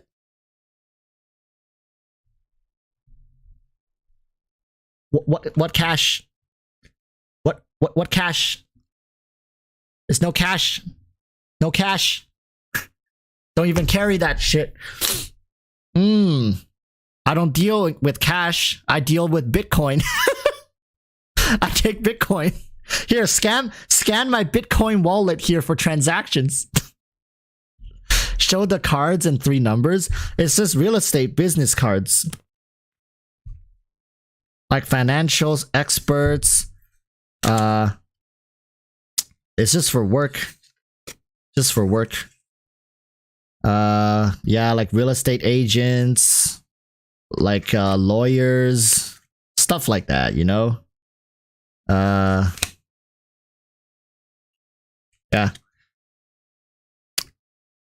Sponsor this man with Ridge Wallet. You know, Ridge Wallet actually reached out to me, but I didn't want to take it because we couldn't come to terms with compensation.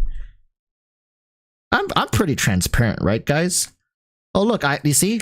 I have a photo of Beluga-chan in my wallet. Look at this, chat.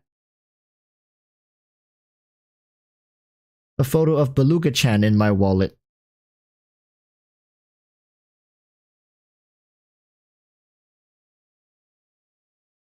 This was, yeah. Yep, keep it nice and safe, tucked away in here, away from all the business cards, because those are all the greasy middle-aged men. I can't have Beluga-chan too close to them. No. She's in a different compartment in here. Yeah, I'm not sticking her in here with some of these see like 50-year-olds business cards. But yeah.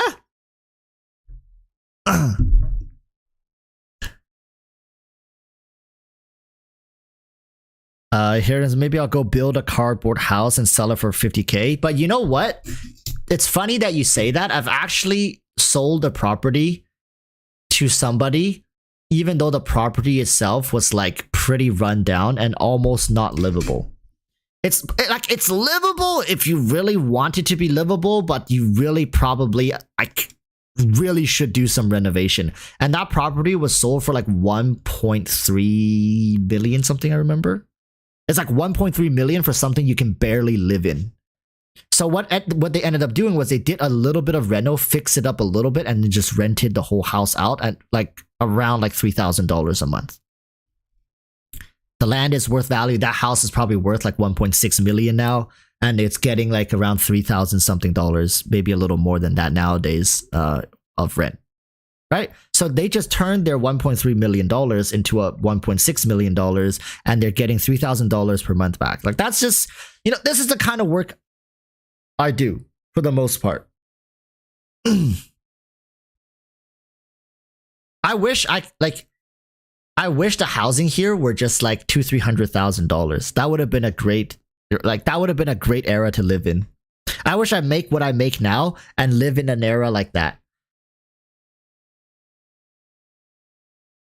Marcus Bullock says, why would they want that? Well, they did that because they already have another house they're living in, and then they have some extra cash on the side, and it was a good time to enter the market, maybe make an investment, which they have made some money back. Even after the money they put into renovations, the house is renting very, very well. It's at a pretty good neighborhood. Land value is good, always rising, and their house is already pretty run down. So depreciation-wise, their house is not going to depreciate much further. That's pretty much as low as it's going to get, because we were paying for mostly the piece of land anyways. So they got a pretty good deal, surprisingly, out of that.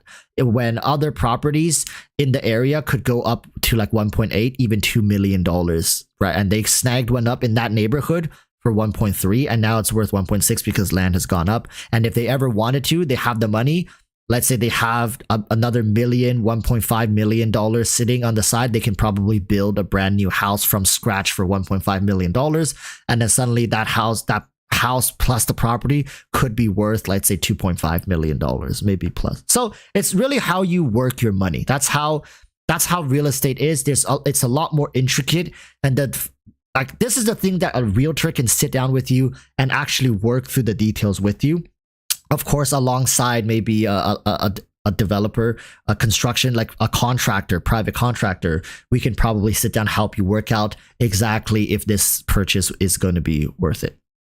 Tony says, how much commission did you get for selling 1.3 million house?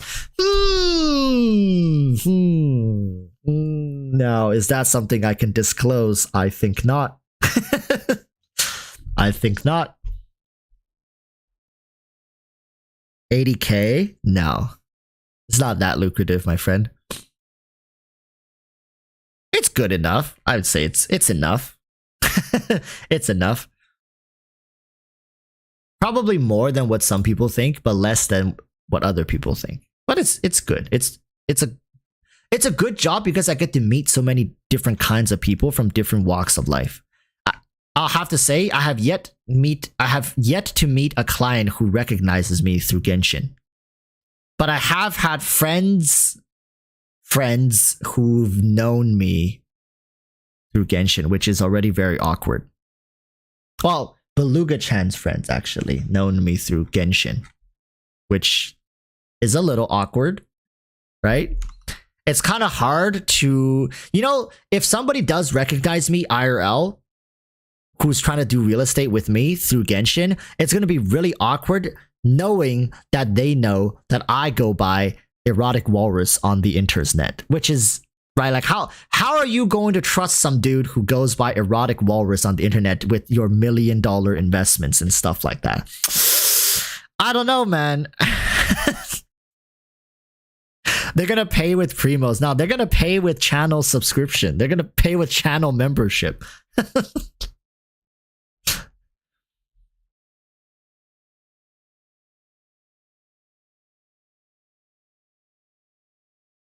Tony says, my friend's dad is a realtor. He sells houses for 6 months and stops working for the rest of the year. You have to be good at the job and have good rep to make a lot, I think. Yeah, so for reference, I know somebody, all right? This is somebody that I've known for actually 5-6 years. She's probably making around $200,000-$300,000 a month just selling houses. And I make nowhere near as that much, all right? Just for reference, I'm nowhere even close. She is wildly successful. She's very busy though. She's very successful. And but yeah, $200,000-$300,000. But her taxes must be absolutely through the roof. I'd imagine she's paying around like $1 million in taxes a year or something like that, unless she's got some crazy things going on. Yeah. No, she's pretty straightforward. She's very straight as an arrow. I don't think she'll do tax evasion. She's good. She's really good at her job. And every time I get to do like deals with her, meaning like I represent my client and then I go like purchase one of her listings, or she brings a client to purchase one of them, it's always like one of the best experience you can have. Like that's what it's at the end of the day, it's a people's job, right? You're dealing with people, you're communicating with people. You just want to work with people who are not assholes. I'm telling you, there are certain assholes in the industry as well where you don't want to work with them. You work with them once and you're like, I never want to see this person ever again. And in the future, if I have a listing and they bring a client, I'm very going to not want to lean towards his direction because he has proven to be incredibly difficult to work with. Now, will I still treat him fairly? Of course, I have to. That is by law, by the regulations, I have to treat him fairly, but I really don't want to work with him.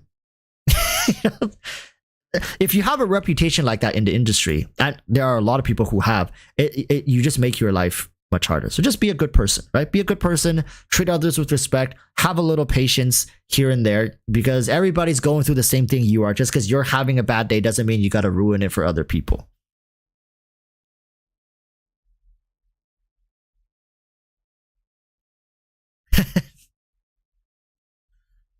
Yeah, stay professional.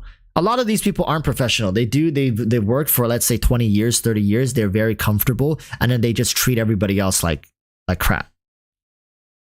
Not going to drop names because that's also illegal, but hey, you know who you are. Anyways, that's gonna be it. We went a little over today, but you know me. I gotta go away and play more Genshin Impact because this is the best game on the planet. I spend every day, all day, every day, 24 hours a day playing this game. I can't imagine doing anything else ever with my life because, without Genshin, what am I, right? I'm absolutely of no value to society outside of Genshin Impact. So that's what I'm gonna do. I'm gonna go play more Genshin Impact. Oh, so good. And guess what? I'm a Venti main as well. Hey, right? EroticWalruss says, Walrus, you should do just chatting streams too, dude. I mean, if you guys want, do you guys want just chatting streams? I'm okay. You know, like I'm okay adding a stream every now and then where I just come on and talk with you guys, you know? Air it out. Venti mains molding.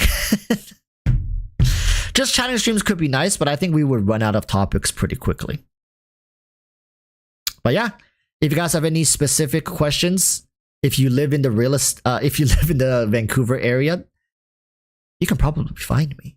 You can DM me if you live in the Vancouver area. Have any real estate questions? I can only answer Vancouver real estate questions because that's where my license is, and outside of it there's other like rules and blah blah blah, so I can't advise you anywhere else. But if you are in Vancouver, like the greater Vancouver area, I'm talking Richmond, I'm talking Surrey, White Rock, talking Langley, I'm talking Tawasin, all these, like just the general Vancouver area, any questions, send them my way. You don't even need to buy anything.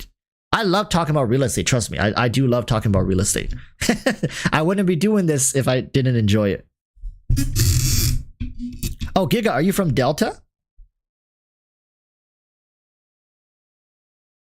Chi-Chi's still battering Venti till now. You know it. Chi-Chi's the best battery in the game, right? The only battery. Oh, you're from Delta. Cool. I sold a property in Delta in the Sunshine Hills. Do you know where Sunshine Hills is? Sold a property there a couple years ago. We're getting it a little technical now with the person from Delta. Yeah, I've been to Delta a couple times. Delta's pretty nice. Kind of tucked away. The only Delta I know is Delta Airlines. How much for a treehouse in BC? Not gonna lie, if you want to get somebody to build it, like a professional to build it for you, probably gonna run you like a couple thousand. If you build it yourself, it could be a couple hundred. But yeah, thank you guys so much for watching, and I'll see you guys next time, alright? Till then, urge y'all to stay safe. Peace, peace. Bye-bye.